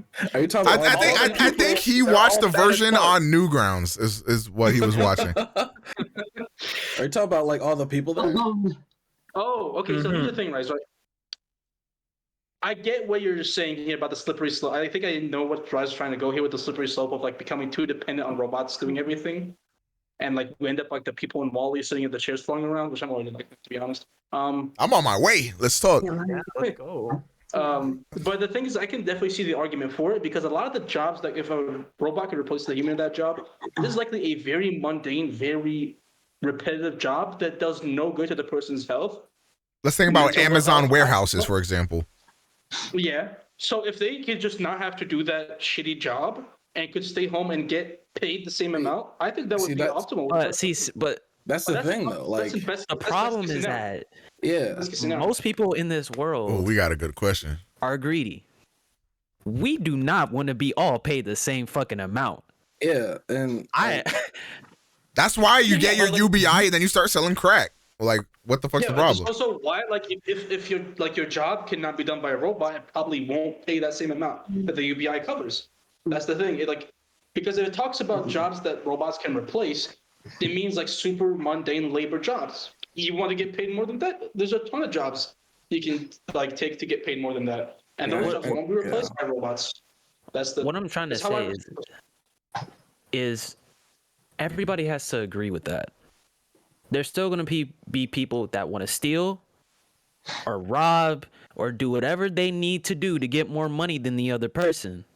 Because that's our human nature. We want more of something that we like. And if we like money, we're going to get more money by any means possible. So what does that have to do with the question, though?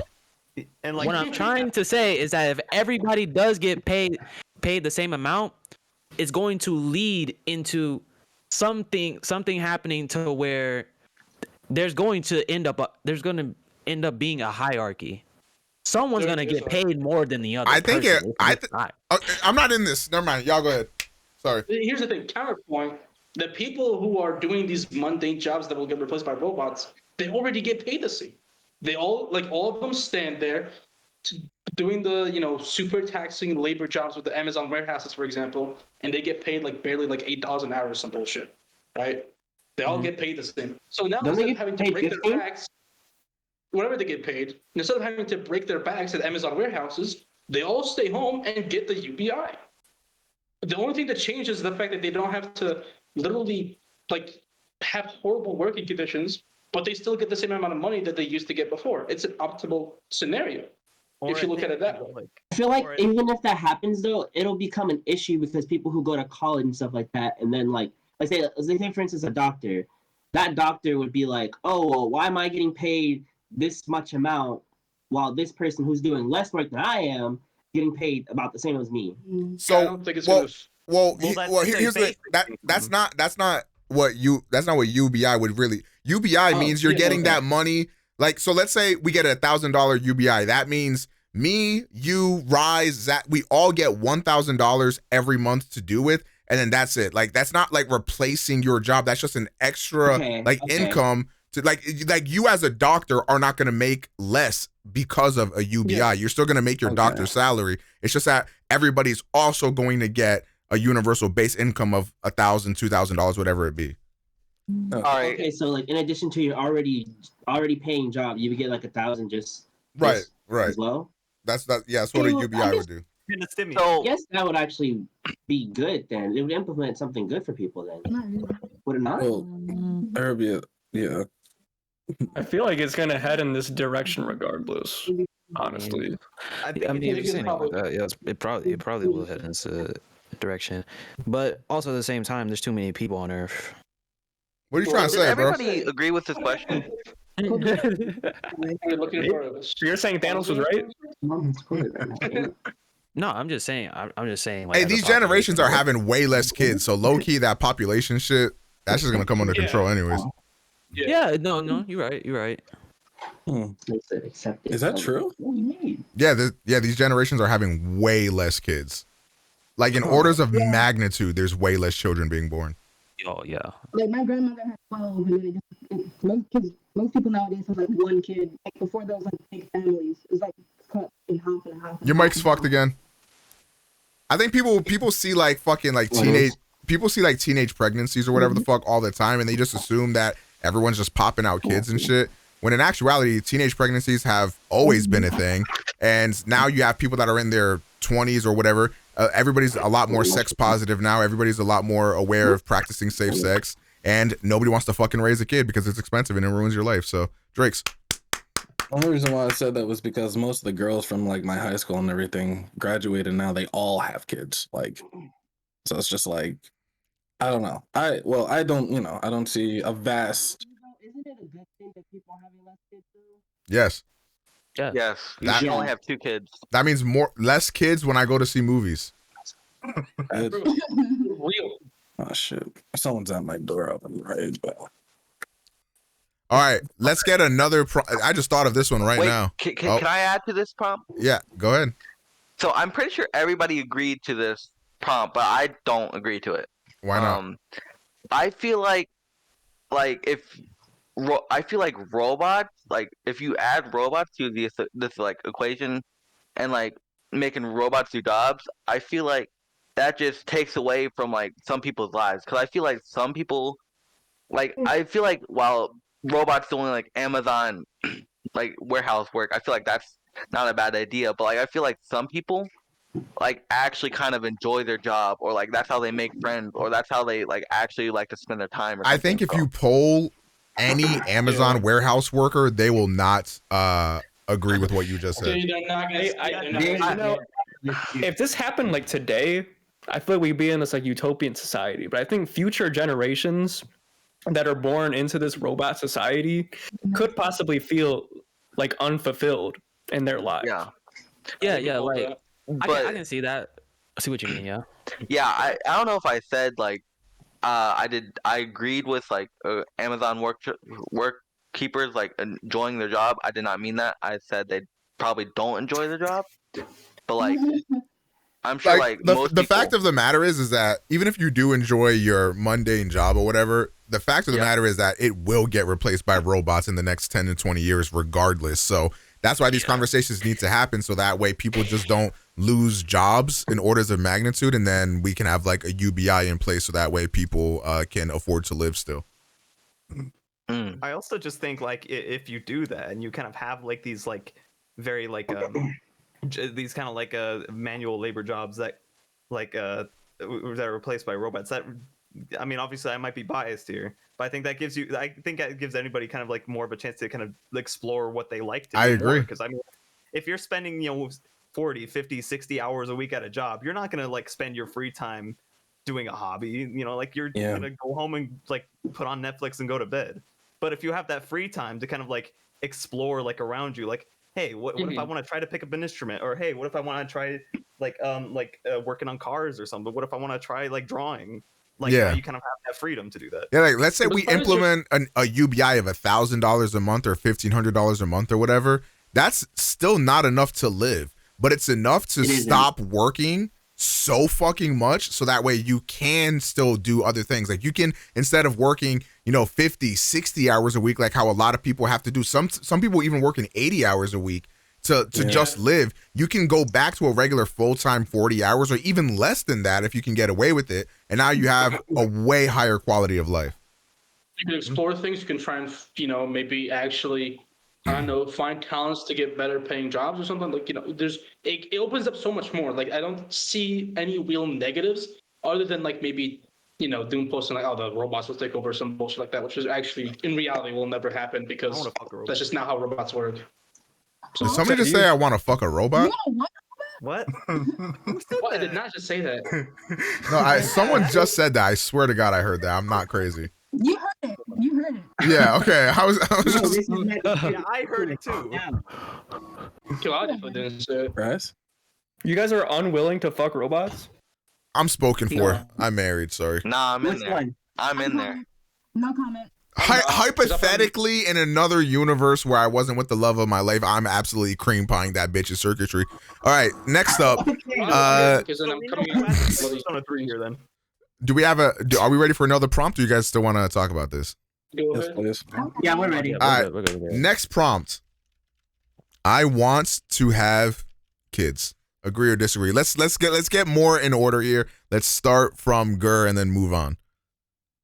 I think like yes, but I've kind of like started to like change my mind a little bit in recent years, but I think I'm still leaning towards yes. Okay. But I think kind of like seeing where my life is heading, and I definitely like I'm not gonna like fight this because I obviously why people don't want kids. We're not talking about right now. We're talking about at some point in the future. Do you want kids? I think so. Yeah. All right. Yes. Jax. One. Yeah. Okay. Rice? No. Okay. Shade? Yeah. Zygarde? 3. All right. Let's hope we're not seeing a divorce here. Zykini and Dana? Yeah. Yeah. Okay, thank God. Okay. That's still fun content. Michele? No. Damn, Michele was... Okay, Michele, why not? Because he's just like 17-year-old. Yeah, like, I'm not so sure on it right now. I still have not developed a full personality, That is very true. Yeah, I agree with that. Okay. All right, guys, debate. Why or why not? Taxes. Oh, shit. I don't know what you're talking about. My parents use me as a write-off. Yeah, that's what he's saying. I think he's on agree, right? Yeah. Said, like, you're saying, on like, okay. He's saying like it's good for taxes. Oh yeah, definitely. It's insane. But in all seriousness, I eventually would like to have kids. Mainly because I see how my parents raised me, and I don't really. If I do have kids, I'm gonna raise them so different from what my parents. You saying your parents are terrible human beings? I wouldn't go that route. You said you hate them? I love them, but a lot of what they've done is completely like from what I was taught in life. I had to learn through myself or through my friends. I didn't learn from my parents at all. You gotta know that parents aren't parents until they have you. So it's always a learning experience for them as well. Yeah. Totally and I hate learning. That's why I do not want kids. Yeah, we know. Yeah. Now, when I had kids, it's going to be hard. I'll probably move cities because Philly dangerous. Like there's a shooting every day. There was a shooting at my job not too long ago. True. Like, did you have off? Oh no, I was definitely in. Thank God I was safe. So yeah, it's just I want to make sure my life is good, and I want to make sure I'm in a place where I feel like my child is going to be safe. See, I feel like a lot of people like in this generation be saying that, but like low key, not to be on my nihilist, like, is that even possible? Like, could we even like get to a point? Okay, sorry, go ahead. I was gonna say that, like, you said, like, you don't want your kids to be in a dangerous place. Can we ever get to a point where the world isn't dangerous for them to exist in? Right. Yeah, true. Because it's honestly it's dangerous everywhere where you go. I would say to a location where it's less dangerous versus more dangerous. Yeah, I didn't even mean like location in general. I meant like people are always like, oh, I want to have like a more stable life, a more stable income. And I was like, is that even like possible today? Like, obviously it is, but like, unless a lot of shit changes, it's not looking like it. At the same time, like you never really know what's gonna happen with your life. Like one day you might wake up and somehow something's happening with your heart. You gotta pay a whole bunch of medical bills, and now that kid that you have can't afford to probably wear clothes for school, something like that. Like you never know what's gonna drag you down in this world, you know. So it's like I understand wanting to have a financial security and stability with kids, but it's kind of hard to have that all the time because you never know what's going to hit you hard at any point in time. And plus location as well. Even if you move, like, let's say, like the safest neighborhood in the world, there is always a chance someone with a deranged mind could just walk into that neighborhood and do whatever they want. And what can you do about it? You can't always prepare for everything. Like, you can prepare as much as you can, but you know what they're saying, prepare for the worst as well. Because, like, it might come at any point in time, and you might just be able to have worse situation when that comes with your kid. Yes, I agree. I agree with that. Yeah. All right, new prompt. Kids suck. Yes. Easily. W's. Yeah. My kids alone. Cap. Anyways, yeah, children are the worst. Okay. Next question. Oh, are we good? Yeah. Oh yeah, we're good. Yeah. Kids are assholes. Okay. Next question. Michaela, please stop speaking. Okay, next question. Social media is harmful to society. Let's start with Super Cartoon Girl. I mean, yeah. All right, you know? I'm in the middle, but I'll lean towards yes. Okay, Jax? Yeah. Rice? Sure. Shade? I'm in the middle too. Yeah. Okay, Zykini and Dana. Slightly agree. I disagree. Okay, Michaela. Slightly agree. Wow, I actually disagree with this, but you guys can go ahead and debate. So I'm gonna go first. The reason I disagree with it is because I feel like people put too much on social media itself to be harmful, and like I get that, but people are a part of that social media thing, so people are contributing to that whole thing. Social media was made, I'm pretty sure, to be made to just interact with people online. That's what it was, a simple thing, it was just, hey, I want to talk to you from all the way across the world. Hey, I want to see what's going on with you all the way from California to Louisiana or something like that. And then like social media has been evolved into this whole different thing, and it's become more of like trends, issues that revolve into like insecurities and stuff like that. And I feel like it's not social media's fault at hand. It's more so people allowing themselves to be too much on that thing. Like, too much of anything is bad, so it's good to enjoy things in moderation. That's why I don't think social media itself is bad, but people kind of put themselves in situations where it could be bad for them. I think I agree. I think what it is like social media, just like anything else, is a tool. But I think like where I kind of make the distinction and why I would say it's harmful is just because I think just generally like it obviously is a tool that has its like positive uses, connecting people. Like like I wouldn't be able to talk to anybody here right now. I wouldn't have like a bunch of the friends I have without social media, of course. But like I think like there's like a lot that goes on, like a lot of kids that would be growing up on social media, and like not to sound like an old head, but I think like especially for like kids, when that's like your primary method of like socialization in your like formative years, I think that does do something to you. And like I don't think like obviously don't think of limiting social media or like limiting it in any real way is the answer. I think it's more of like it's like just like anything else, it's something that we have to like kind of like find a way to incorporate in our lives in a like more effective way, and like it's a smarter guy than me to do that, to think of a way to do that. But that's kind of where I'm at with it. Yeah, I agree with that. I think social media is harmful to society because every day on Twitter I'm at risk of seeing a 14-year-old's opinion on racism. So it's definitely Now, I might switch my answer to no, mainly because one, social media has created jobs for a lot of people. Like again, we have Omega who's on Twitch. This is his job. So without Twitch, he could. I'd be sucking dick behind McDonald's right now. Here's the thing, though. Is Twitch like a form of social media? I mean, I guess. Like, because for me, when I think social media now, I think stuff like Twitter. Stuff like even if you don't count Twitch as social media, I definitely have used social media to boost my job, regardless. So that's true. Right, that's true. And then we got my bad. Wait, I think Daniel was trying to say something. Yeah. Like you said that he's made a career on like social media. Would you not say that he's now exposed himself to be harmed on social media? We can't really hear her. I wish I could understand. She said that has he like kind of exposed himself to be harmed on social media now?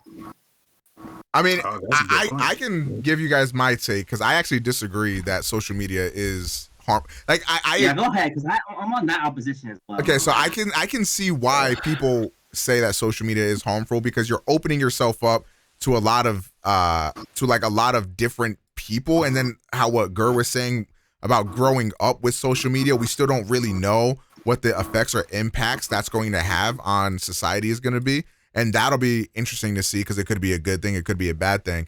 But for me, I think social media is a good thing because I look at it. Obviously, it's going to really depend on how you tailor your experience to social media. So for me, for example, because I'm in the circles that I'm in, I was able to educate myself on a lot of like women's issues and racial issues in the country and shit like that. And I've learned a lot about society and about America and the government and culture and stuff like that. And I've become way more politicized now than I ever would have been because in any other instance, what would be my frame of reference for politics or social issues? It'd be CNN or Fox News or whoever the fuck is on the internet or whatever newspaper I'm reading or whatever, if it wasn't for social media. But because of social media, I've been able to educate myself more on these topics and form more of an opinion on that stuff.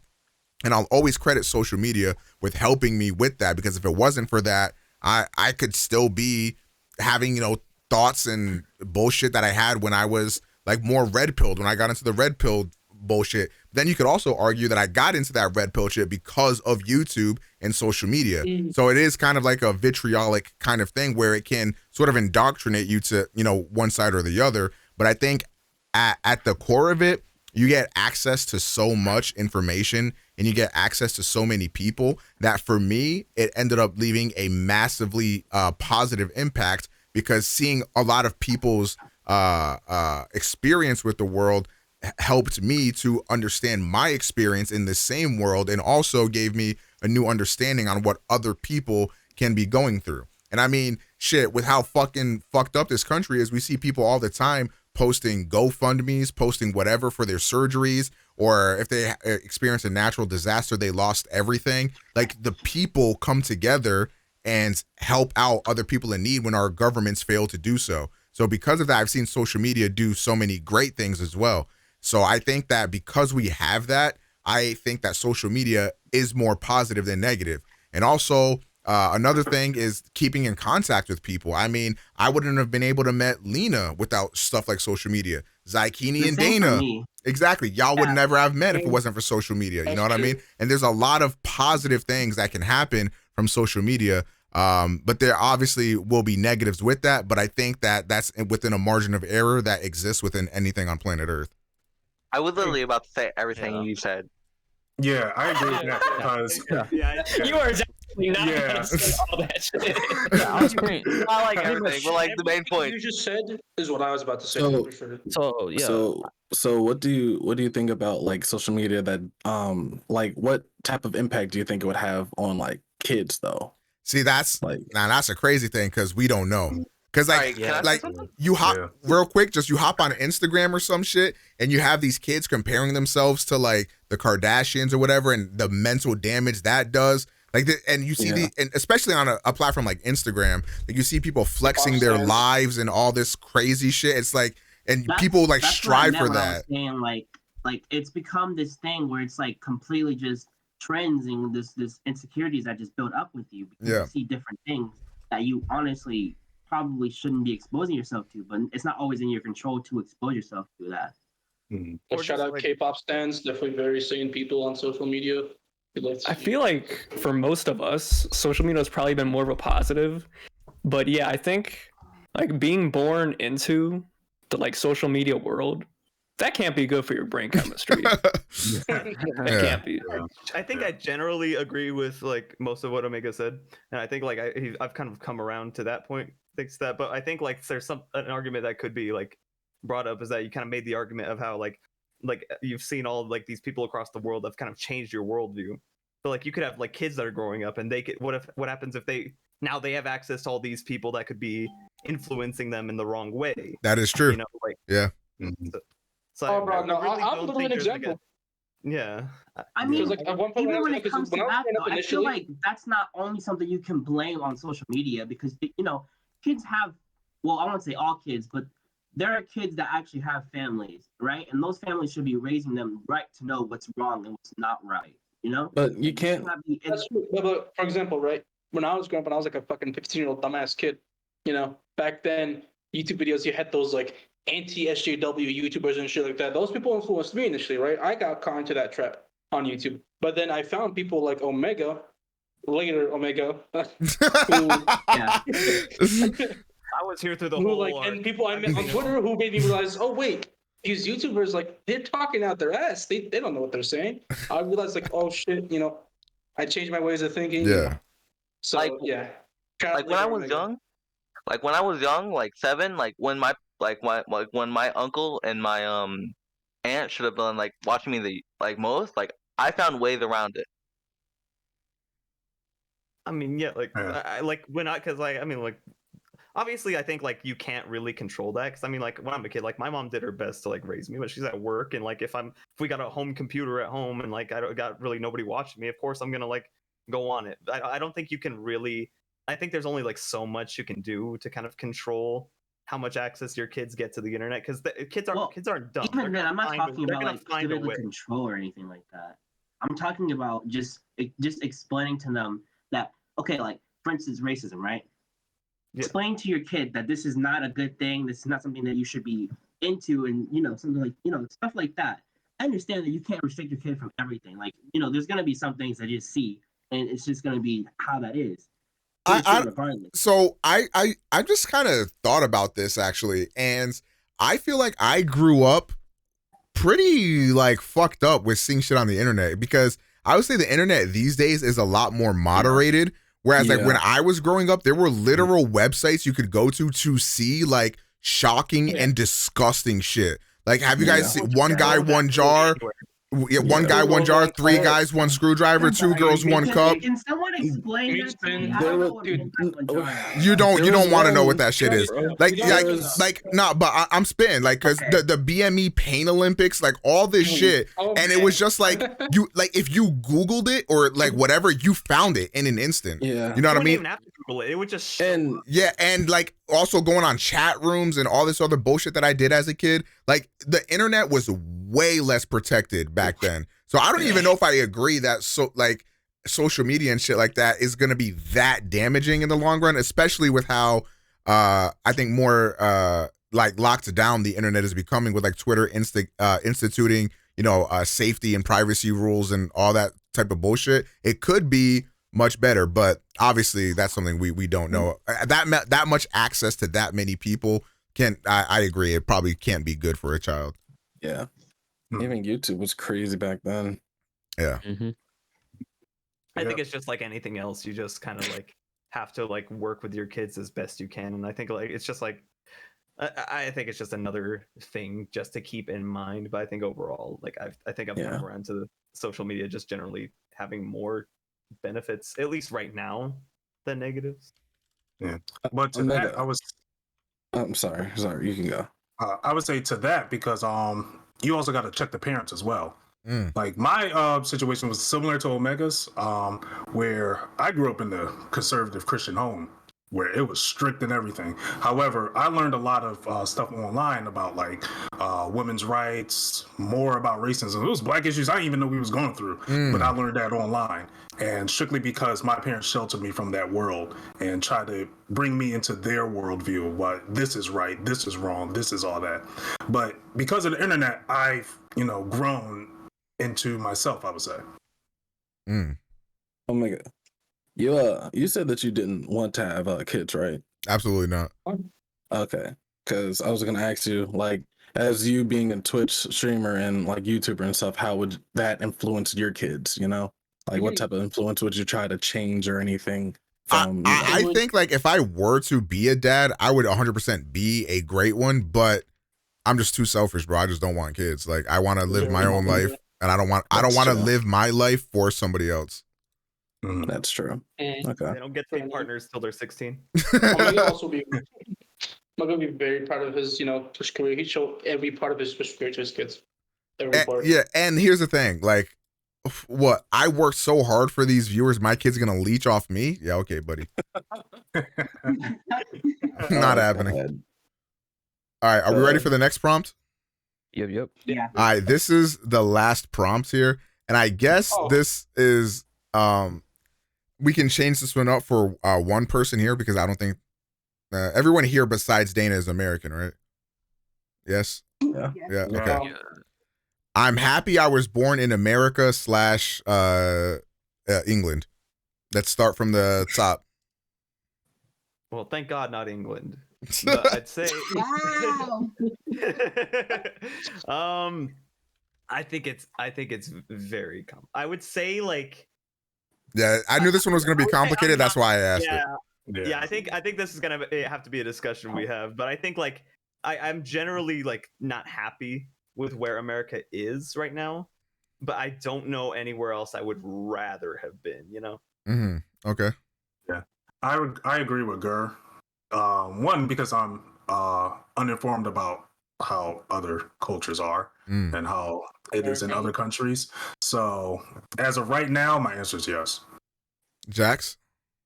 Yeah. Rise? Absolutely. Shade? He was gonna say yes. Yeah. This. Shade? Yeah, I say yeah. Oh, okay. Sorry, Zach. Yeah, as a true American patriot who has American blood Right. running through his veins. Right. Yeah, I'm very happy I was born in definitely America, not somewhere else. Gotcha. Zykini? I say yeah. All right, Dana, are you happy to be from the England? I won't say happy, but somewhat grateful that I come from a place that has resources. Ooh, grateful is a good way to put that. Yeah, actually. Yeah. You're right. Because yeah. rather than just being happy, like, oh my God, I'm happy I come from a place that used to colonize people. Woo! Like, it's more like I'm happy I come from a place where I can get certain resources and certain benefits rather than like compare it to like another places like Jamaica, where it's more limited of what you can get access to than in England, kind of thing. I don't know about America, but for England, I'm kind of grateful for being in a place like this. All right, Michele? Yeah, I'm happy to be here, mostly for the reasons Gur and said. All right. Now Okay, so let's just discuss. where I was joking. What happened? I don't know if I made it obvious enough, but I definitely was not born in America. Okay, well we're so I think you have a. Where were you born? You were the Middle East, right? Or am I wrong on that? See, the thing is, here's the thing. I was born in like Kuwait, but then like literally 6 months later, my parents moved to like Qatar, and then 4 months later they moved to Algeria. So I don't really like where I was born. France? Wasn't. So where were you like raised for the most of your childhood? North Africa, like Algeria. Okay, so would you? So let's change the question to that. Like, are you happy that that's where you were born? Yes and no. Okay, I think you have the most interesting one here because I think a lot of us are ignorant to how like you may have been raised, but I don't know if you can shine a light on that. I can shine a light on that when they're done debating about America, you know. Okay. I mean, I like being here, but this place is a mess. Like, yeah, I'm kind of the same. This country kind of sucks, but it's being born in America. That's some good RNG. That is pretty good RNG. Yeah. I think it's like what I'd compare it to. Exactly. I think what I'd compare it to is say you're working like a shitty like retail job and you hate it. You know, this place sucks. There's like no redeeming quality about this place. But you think like, I don't know, I could be like shoveling like shit in the sewer or something, you know? Like I hate this job, but it could be worse. It could always be worse. Yeah. Like honestly, rolling the die and being born in a first world developed country is a privilege in and of itself. So that is like massive. Obviously, there's a bunch of issues with I think every first world developed country, but you know we're very lucky to be like born here rather than elsewhere. Yeah, right.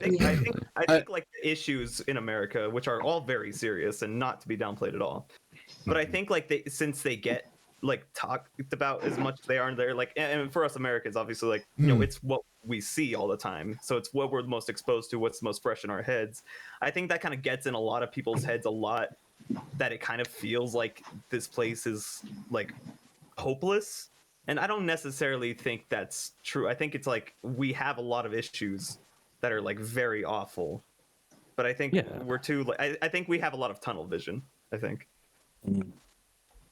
I just think like here we have more options, like as to like job wise. That's what I think. Like that's the only reason why that like I'd be grateful because there's so many opportunities that some people have that in other countries and other like places it's just like no. Like no, you will not be able to stand out. You will not be able to make art. You will not be able to make music. None of this stuff. We are on a strict thing, and we will continue this trend because that's who we are as this place. With America's like, people do whatever the fuck they want. Okay, that's what Can I I think. ask a question? Sure. So, like, what extra like benefits or whatever do you get being born in America versus migrating to America? Like, is there like a massive difference? I don't think if you like migrate like legally and everything like that and you're treated as an American citizen, I don't think you get like anything special. I genuinely don't know. I don't know if anybody else has insight on this. No, I don't. You get called slurs a lot. That tends to be the case. I mean, a lot of those is due to our social structure and political issues within the country itself in general. I would say like if someone's migrating over here, like you said, legally, in general, no. But like let's say there's a racist or someone that dislikes a certain group or a certain culture or a certain people coming and they come to our country, that's a social / political issue. That's a problem with that person. All right. I don't know if Dana has anything to say about England in particular. I think it's like similar to America, really, because I like to call America and England cousins. So, like I said before, I just have access to like resources and stuff, and like I'm able to do certain things, especially like being born here, having like a British passport and stuff, like can do so many wonders for you than you just being in England as like your normal citizen, rather than like having like a British passport, because you have more access to certain things. So like I said before, I'm grateful being born in a place where I can explore more things than I would in like a third world country or something. All right, so now we can pivot back to Zachar to give us his insight. So it was definitely like very interesting growing up, because Algeria as a country is like, it is very much so a developing country, and especially when I was still growing up, not only is it a developing country, but you also got to realize it has been, as of this year too, 60 years since we got our independence. It's not even been like super active as a country. So it's like, it's still like recovering a lot from the damage it got done from colonialism. But thankfully, the thing is, like, to me, is like with my sisters growing up, my sisters were very exposed to Western media, and so therefore I was also exposed to Western media. So I would, I would go on like watch shows like Cartoon Network shows and all that most kids my age at that time didn't watch. So that definitely created a conflict when I was growing up. Like I really couldn't make that many friends in that sense, because like I was the only kid there who would watch like American shows, who would watch like American cartoons. And then even further than that, when I got, was able to, was watching YouTube and shit, when I grew up enough to have like a phone, I guess, I'd see YouTubers and all this stuff talking about products, all sorts of things they have, and they just didn't have it there. So that part was definitely a little rough. I'm not gonna, like, I'll just be like, I'd see like a game would have a special pre-order bonus for GameStop. Well, I'm like, no GameStop here, because I'm not gonna get that part of the game. Right. So, but then there's the second aspect of, I am still pretty happy with being born in it, because it makes me like, it is still like a beautiful country. Like there's so many places that I was able to visit as a kid in Algeria that I'm like, damn, like I wouldn't. That's a lifetime experience right there. Like a lot of artifacts, a lot of monuments, and like I said, well, not like it's the history behind it too is very rich, because it's a lot of different cultures that sort of visited the land. So I was able to learn a lot through that, because there's a lot of like Roman ruins, there's some Persian ruins, So okay. Yeah, I guess in that sense, like there was both positives, but then there's a lot of negatives. Like I said, not being able to experience the same stuff as I would see like my favorite YouTubers would talk about. All right. I have one last surprise prompt that I just thought about. Okay. And I thought about musical show. Humanity. Wait. Hold on. Pause. Humanity is beyond saving. Let's say, for example, an alien race comes down and is like, dead ass, we about to murder your shit. Cause like dead ass, like humanity is too greedy. They're destroying this planet, and we're gonna clap you up unless you can convince us otherwise. Do you think humanity is beyond saving? We're getting claps. I don't. We're think still in the humanity's beyond pandemic saving. now. I think the thing is just humanity's very large. Like obviously, like there's a lot of people. But the thing is the major damages, like outside of like in terms of like environmental, when you think about it, the only people who can make a real change about that are very, very small compared to the population, like of the planet. Like it's a very 0.01% that could make the change and like save the planet, but decide not to do it. Like, oh yeah, cool, I'm using like what was it, like plastic cups or something, like not using plastic straws or some bullshit. But I'm glad Jeff Bezos is using his like 3 private jets just to go down across the street. Like, imagine if like all the presidents, all the mayors and shit had to go and have a conference with all those aliens to convince them that we should still be alive. Like, would we still? We're doomed.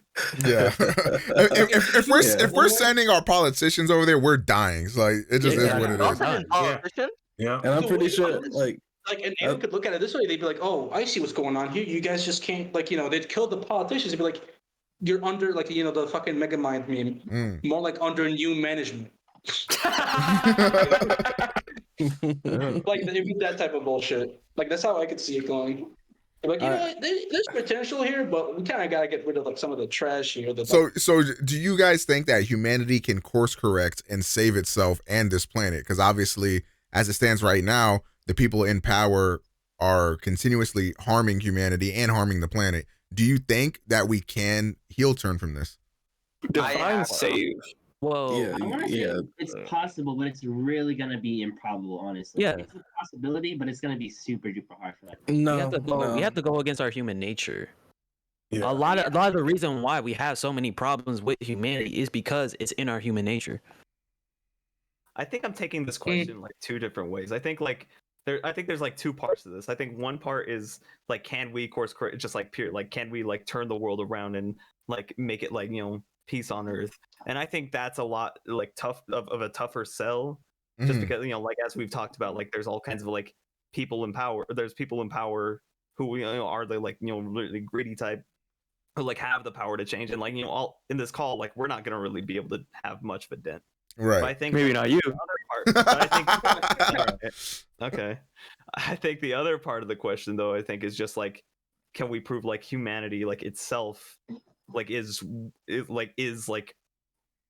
inherently bad? And I don't think humans are inherently. I think most people you meet, you'll find are like actually like nice people, Decent good people. people. Sure. I think it. I truly, Especially at think- I just- twitch.tv/OmegaPro. Yeah. I think Dennis is right.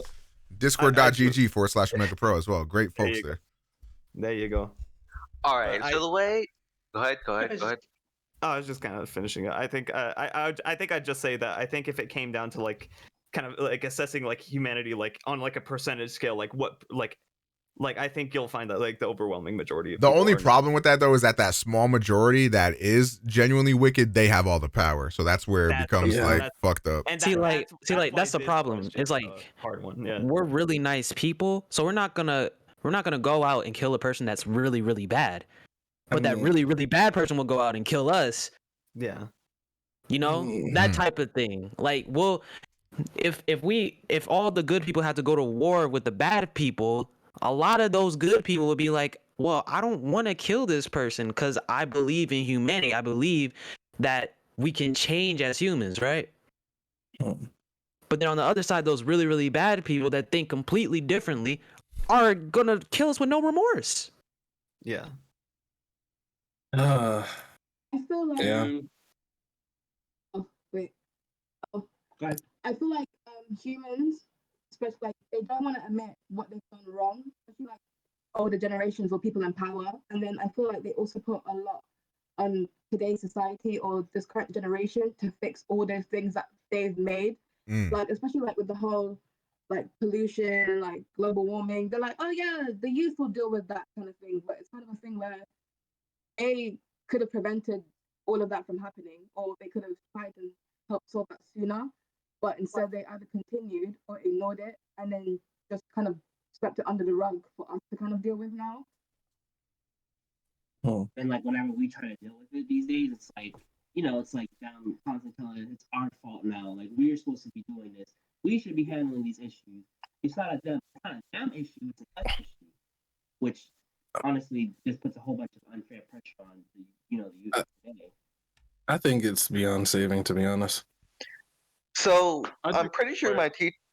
Who's talking? Go ahead. No, I want to hear Michaela. Let's see what he has to say. All right. So my teacher last year was like, climate. So even if aliens didn't attack, I'm pretty sure he was like by 2060 or 2070, climate change is gonna kill us all. We're all gonna be drowning. Like LA is gonna be drowning or something. Your teacher said this to a bunch of kids? No, no, he was like an environmental sciences teacher. So I mean, still, I feel like it's a weird thing to tell a bunch of children. Well, I asked him, like, cause I was like, one day I was like, hey, so what's gonna happen? Like, is climate change actually gonna affect me when I get older? And he was like, yeah. He was like, in 2060 or 2070, LA or like Virginia, where I live, is actually gonna be like drowned and like drowned in water. So that's cool. Sounds like a Virginia problem. I thought he just came in and said, all right, class, today you're all gonna die in 50 years. I was like, Jesus Christ. What do you mean by save exactly? I didn't think that deep. But I think the fact we're still in the pandemic is still like we're beyond this point. Like a big part of the population don't even believe in science. Yeah, that is crazy. That is crazy. It's so stupid. That's what I think. It's like, you know what I mean? That's like, what I think it's beyond saving. Like some people are just that dumb. I And feel some like people. I feel like I'm not humans gonna are their say own worst enemy. Like we're so divided on topics, and some topics like political ones that might make sense, but like when it comes to like life-saving like vaccines and stuff, like I don't even know why this is a point of contention. But the fact that everything is so divisive, and not only is it so divisive, but like humans like attach themselves so much to their ideas that like if you disagree with their ideas, it's a personal attack. So it's like you're an enemy. Yeah, so you can't say the C word, can you? Yeah, no, you can't, bro. What? Can I say? Can I ask a question? Mm-hmm. Okay, so say for instance we had a zombie apocalypse. The way that humanity is going with the pandemic and how they don't even want to tell you that they have COVID, I just know absolutely if we had a zombie apocalypse, what do you think would happen? We're done for. Oh yeah, niggas gonna get bit. Be like, yo, let me on the plane of salvation. Say, nah, I'm not bit, bro. Trust me. Bro, a dog bit me. What are you talking about? Someone may question the morals of it, but I'm gonna first get a golf case of like, club. someone being a zombie, just shoot him at the spot. To be honest, let's talk about it. Wait, you said what now? Since some may question the morality of it, but like I hear about the first case of someone having like a zombie disease or whatever, just shoot him on the spot, bro. Don't let that shit spread. I mean, I think the problem is that you don't know it's gonna be a zombie outbreak until it happens. I think that's probably the biggest issue. Like if you could magically know that this would lead to a zombie apocalypse, I mean, bro, got to get domed. Like it is what it is. Imagine. What if that thing goes airborne? So even if you kill that one person, guess what might happen? Like imagine the whole like COVID thing. Like people thought it wasn't anything crazy, and then it started to happen, and it was insane, and then it was everywhere so fast. Like that. It could. I would say a lot of people do, honestly. Rise said he can single-handedly save humans. What do you guys think? I don't know if you can. Never mind. Well, you'd be wrong. Did you learn that on Hollow Knight? No, he the learned random that Hollow Knight the power of the heart. Shout out Rise from drinking out of my piss jug. You love to see it. Is that what that is? Yeah. Mm-hmm. All right. Well, I mean, I don't have any more prompts. I don't know if you guys have anything else. I got one. Oh, okay. Humanity sucks. Okay. Is it okay to openly discuss like spoilers 5 days after something comes out? Ooh. Yes. No, I'd say give it about like 2 weeks or a week or something, man. Because not a lot of people can get to the movie theaters that fast. I think it depends entirely on the thing. But for example, I know that this popped up because of the Spider-Man No Way Home shit recently. Yeah, I still haven't seen the movie. No, nowadays you have to give it. Yeah, you have to give it 2 weeks. Yeah. 2 weeks is too long. 2 weeks is way too long. No. Okay, think. What are you talking Hold about? on. Go ahead. With Spider-Man No Way Home, for example, bro, that movie has so much hype behind it, and like, you could just stay on social media. Like, I watched the movie, right? I'm obviously not gonna spoil it day one, but like 3 days, 5 days, bro. After that, like, I want to talk about the movie before the hype goes away. You can talk about it outside of Twitter. No, here's the fuck up. Here's the thing. By the way, fucking No Way Home spoilers. If you guys still haven't seen it yet, you just don't care. Okay, when I went to go see No Way Home, I knew every plot point. I knew that Aunt May died and everything. But it's still like what I've realized that low key, even when I get spoiled, it doesn't like I would prefer to not be spoiled. But even when I get spoiled, it doesn't ruin it actually. Like I still that's because you're a fucking dumbass. You forget everything after 5 minutes it happens. Nigga, that's not even true. I literally remembered Aunt May dying. No, you didn't. Okay. You remember, you're like, oh yeah, when that happened. That's It is not my responsibility. Like on Twitter, it is my Twitter. It is not my responsibility to cater my platform to you. It's been 5 days. I want to talk about this movie like while the thoughts are still fresh, while it's still fresh on my mind, while the hype is still here. guess what? That's if Like, you I get think- spoiled. I think what you should do is like obviously tag your shit with spoilers and make it obvious that it's a spoiler tweet or something. Then that's fine, whatever. What I can't stand niggas tweeting like relentless spoilers, or the thing that pisses me off the most is like the spoilers without context thing. Just fucking spoil me, bro. Like that shit is so annoying. Pisses me off. Yeah, I hate that shit. And then they try to like go on like the copy and like I'm not actually spoiling. Right. Like when Endgame happened and then everybody was like, "Oh, Endgame spoilers without context," and there was a bunch of dust or whatever. It's like, bro, just shut the fuck up. Like anyone who can pick out context clues can figure out what happens. Spider-Man. Like, but if you're talking no context, Spider-Man's pointing at each other. I mean, like, the only reason I'm saying that people should have a little bit more time is for the simple fact that imagine someone come to the have their ticket ready to go, and then on the day of they get COVID. That's just pain. Like what are you supposed to do about that? I mean, the thing is, I get that, but like my argument to that is stay off the platform. Here's the thing. It's a big movie. Yeah, you said people have been waiting for this shit. People are gonna want to talk about it, bro. Like the safest thing is onto you. But like Art said in chat, 2 weeks, bro. At that point, like I don't even want to talk about the movie. Like I want to talk about the movie flesh. You got your friends. This is why it's optimal just to not care.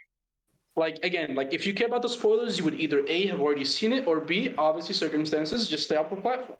I would say to play devil's advocate, you got people that work in the movie theater that can't get off within that first 2 weeks of the movie coming out. Then you got people in the lobby talking about spoilers that happened in the movie, ruining their experience as well. I mean, that's just an L. Like, I don't know. There's nothing you can do about that. If you work at the movie theaters, you just gotta it's something you guys they come to the job. This is GG. Like, get some AirPods, nigga. I don't know what you want me to. I'm talking about the movie when I walk out. I think the issue with Twitter is that it doesn't have that like spoiler marking that like Discord does. Yeah, that would help so much. And Twitter doesn't like. You get shit on Twitter, like it's from someone you don't even follow. Just throw that shit on your timeline. I think that's fair.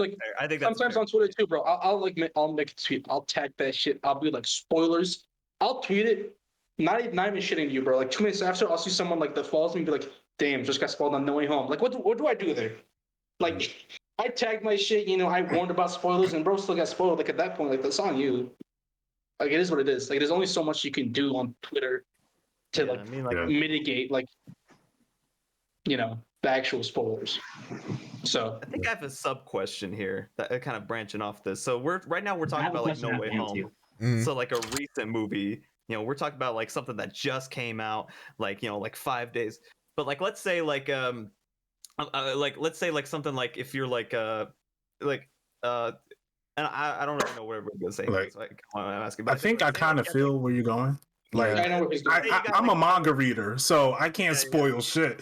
Where I know, manga readers deserve to burn in hell. Like you niggas are annoying.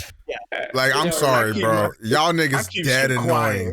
Y'all are so like I'm trying to out here watching anime. Oh, did you get to the part where Tokuharo-san killed Genshi Cereal? Like nigga, what? Foreshadowing. So that's the limit. Foreshadowing pisses oh me my off. god! Like literally, like I foreshadowing is worse than spoiling. I'd rather you just tell me the spoiler straight up, bro. Because foreshadowing is subtle. Motherfuckers are not subtle about it. They'll be talking like, "Oh, hey, it's my favorite character." Like, "Oh, who's gonna tell him?" Oh my god, that's dummy annoying. I hate that. I when I post a screenshot of my favorite character in like a game I'm playing or something, and then somebody replies like, "Oh, who's gonna tell him?" Who's gonna tell him? Yes. Oh my god! I'm like, you fucking bitch. That happened to me with JJK. That's rough. Like they try to say that's not spoiling, but you don't. But you didn't even say anything about any piece of media. But you know what's gonna happen. Yeah.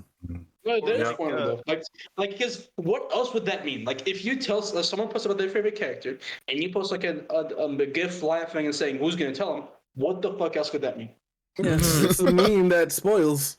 Oh wait till you get to X episode or some shit. Oh my god, that's so annoying. Right. I just like hearing people say, "Listen, it's gonna get better." That's all I need to know. The people who read the mangas like, "Oh, it's gonna get better," or it might not. Like this is why the Vinland Saga fan base is goated because they say, "Oh, if you like season 1, you're gonna love season 2," and that's all they say.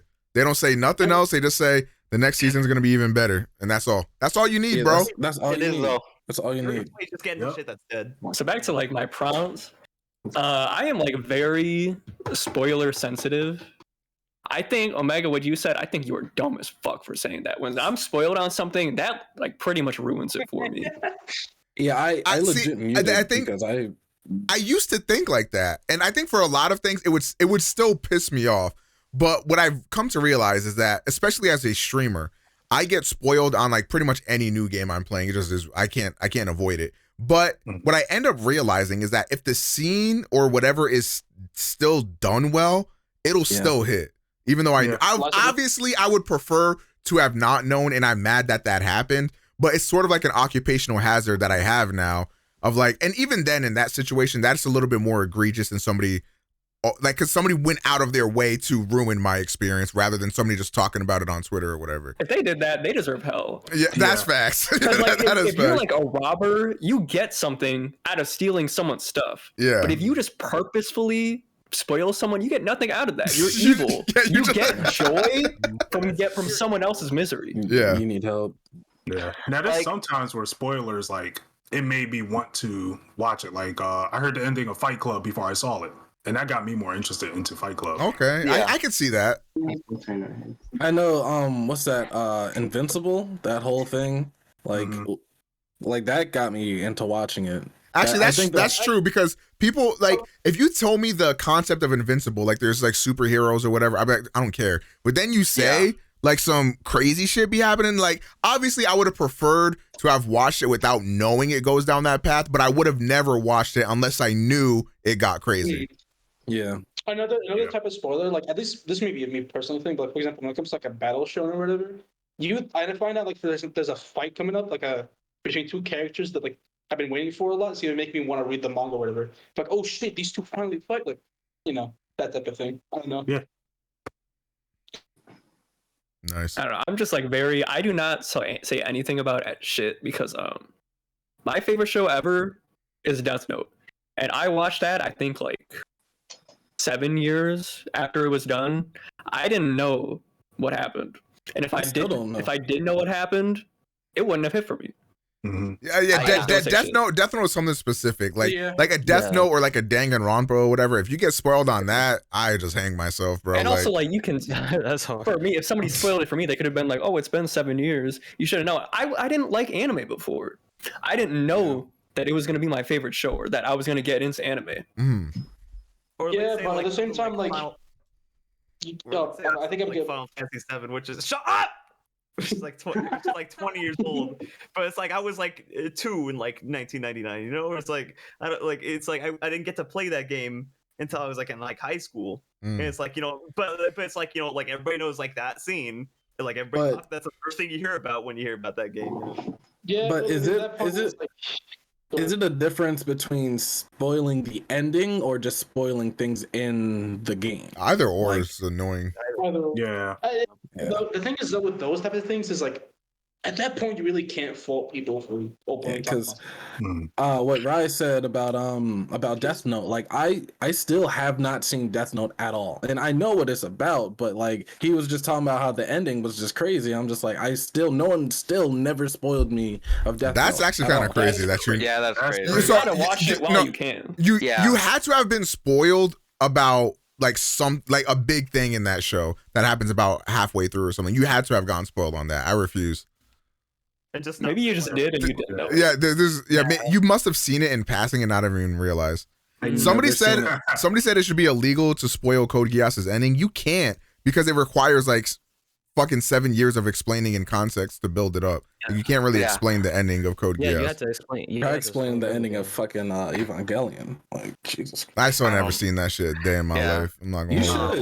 You should. Like, you can't spoil Evangelion. I don't think it's possible. It's not that bad. It's not that bad. But speaking of getting, it's not that bad. It's something. It's an experience. The moment I've heard about that one scene in Evangelion, I just don't want to watch it anymore. Like it just completely distracted me. What? Wild. I know it's gonna happen. I don't know. You know exactly what he's talking about. I think there's like a difference between something like Evangelion and like something like a Death Note, because like something like a Death Note like depends on that kind of like thriller aspect, like the suspense. But something like Evangelion is more based on like the characters and stuff. So if like like a story event that happens, it's not really gonna like affect how you feel about the show. Yeah, because there's another like manga that I really like. It's like Penderal Hearts, and like there's a thing in that if you spoil it, you ruin pretty much the entire manga. Because like isn't the whole like it changes the way you view the whole like it's just insane. Like it changes the way you view the whole story. Like it's just the type of thing where you can't be spoiled. Like you have to see it blind. Like there's a lot of things like that. That's the same for like oh my bad. That's the same for like Attack on Titans, right? Like if you say anything that deals with season 4, is it 4? The newest seasons that are out? Like if you say I guess final part 2 or whatever. Yeah, but like Attack on Titan also a tragic ending. So hey Omega, you remember that one time where you like were yelling at Zachard or somebody because like he made you mad and you spoiled Danganronpa 2 for me? That made me pretty mad. What? Yeah. I don't know what he's talking about. What the fuck are you talking about? Yeah. Yeah. I don't mind spoilers if the execution is good. If you want to know, then Like if I know what happens and still shocked when it happens, the execution, as long as the execution is great, I don't mind it. Yeah, that's what Omega was saying. Yeah, lots of us who can't relate though. That game is ass. What game? Last of You Us get 2. spoiled and you get spoiled. Oh, That shit sucks, and then the execution sucks too. So you should have made that a prompt. I think everyone here would agree though, so it's not. Yeah.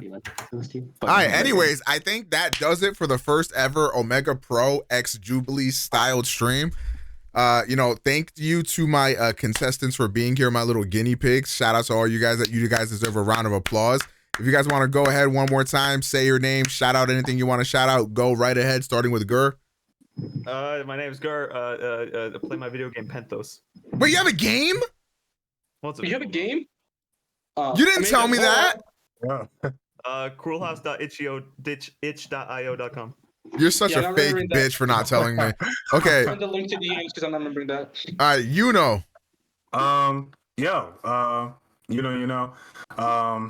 I do YouTube sometimes, but it's literally me reading manga and trying to get better at that because I'm dyslexic. So yeah, Drake. If you want, I don't care. All right, Jax. Yeah. I don't stream anymore, so I have a reaction channel on YouTube, so that's pretty much what I do for right now. Okay. What's the reaction channel? What people search up? Just music. It's literally just music. Oh, what do they search up your channel? KGEN and then culture with a K. Okay. KGN culture. I bet. Rise. Yeah, I don't do shit right now. I'm just a Yu-Gi-Oh! Master Duel addict right now. Yeah, you fucking tier whore, little bitch, slut, cunt, bitch. Twitter.com/RiseHornet. Okay, Shade. I don't think I deserve a shout out because I came here late. Nigga, honestly. take your fucking shout out, bitch. No, I was being honest. I stream on Twitch. Shade Reading. All right, Drakes, what do you stream? PlayStation games?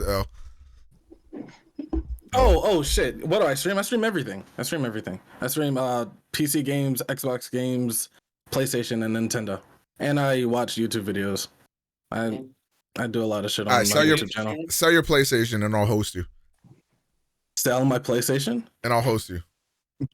I got my 5 like a month ago. I'm just fucking with you. Let's go. All right, Zachard, go. PS5 gang. White controllers? Come on, wait. Oh, you guys can't even see me. No, I'm watching the stream too. Oh, you got the black jump. Yeah, I ain't using that fucking white power controller. Get the fuck out of here. I got the black one too. I need to buy the black one. I'm sorry, Zachard, go ahead. So right now I'm not doing much, but I am trying to learn how to edit. So if you want someone who, in the future, twitter.com/Zachard for inquiries. Also, if I am to book one last thing, Matt is currently doing a subathon and he's almost ending. So if any oil princes want to go over to twitch.com/MatthewJ and ruin his life, make sure he doesn't stop streaming. Go now.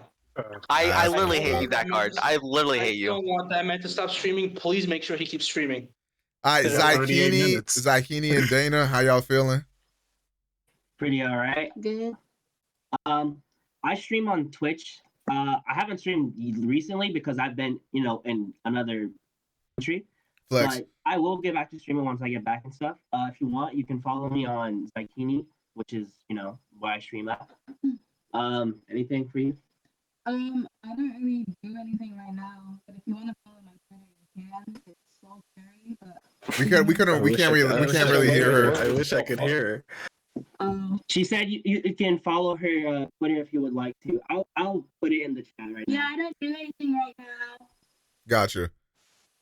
Eh. No, Rise, nice tripod, bro. Great, thank you, man. Yeah, no problem. Michaela. Go follow Elder on Twitter, Elder Vault. What? What?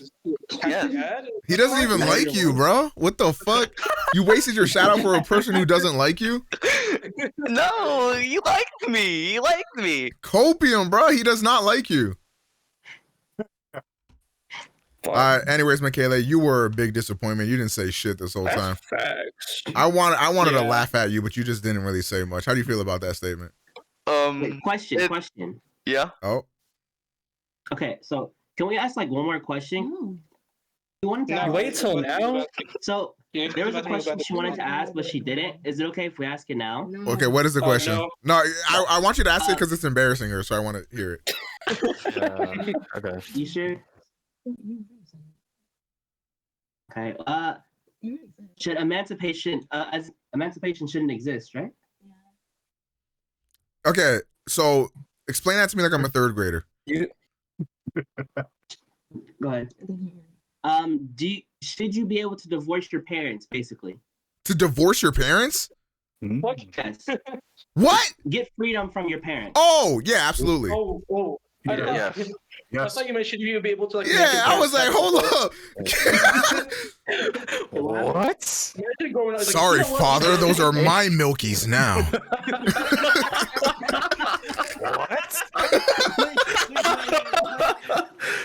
Yeah, on some hater shit. Like, you know what? You two are happy. I'm miserable. Fuck you. Get a divorce. Okay, yeah, you should absolutely be able to be emancipated from your parents. I've been deeper insider than you ever have, old man. Oh, wow. Wait a minute. It sounds like you said that before. Jesus. Monkey stream right now. So wait, how are you feeling about emancipation? Y'all agreeing with that? Yeah. Fuck her. Oh, you're just supposed to be stuck with some dumbass parents till you're 18? Facts. I'm okay with it until my kids do it to me. One time I thought my mom forgot me at Walmart and I cried. Anyways. Did your mom ever forget you while you were at school and then all the other kids are gone?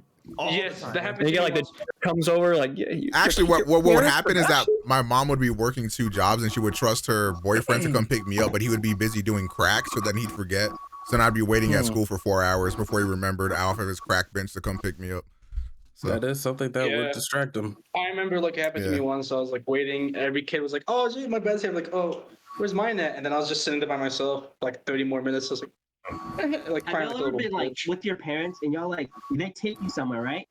They take you to somewhere you don't know, and they just tell you to wait in the car, and you just wait in the car for hours. For hours. Bro, what am I, a dog? No, for real. That's never happened to me. If my dad offers me a drink from inside or something, what is up? That has happened to me a few times. Usually, my dad, when he goes to places like that, he doesn't take me with him. The worst shit is when your mom runs into a friend at the mall or some shit, and then you gotta sit there and listen to this bitch. At church. While we're leaving. Jesus Christ. While we're leaving. My mom from school, and she Euphoria in 1 hour. Y'all tapped in for Euphoria, or are you guys racist? Oh yeah, we can tap in. I got to catch season 1. I never watched it. Wait, Euphoria's in 10 minutes? Oh shit! I thought it was in an hour. Oh shit! Damn. Fuck. That's the one. That's the John was in there, right? Yeah, I changed my mind. Spoilers are the worst. If you spoil me, I will literally hunt you down. I heard. Anyways, you guys can go fuck off now. Thank you for being here, Drakes. You guys made this a roaring success. It was fun. I hope you guys had fun, and I'll see you guys next time whenever I decide to do this again. Okay. Bye.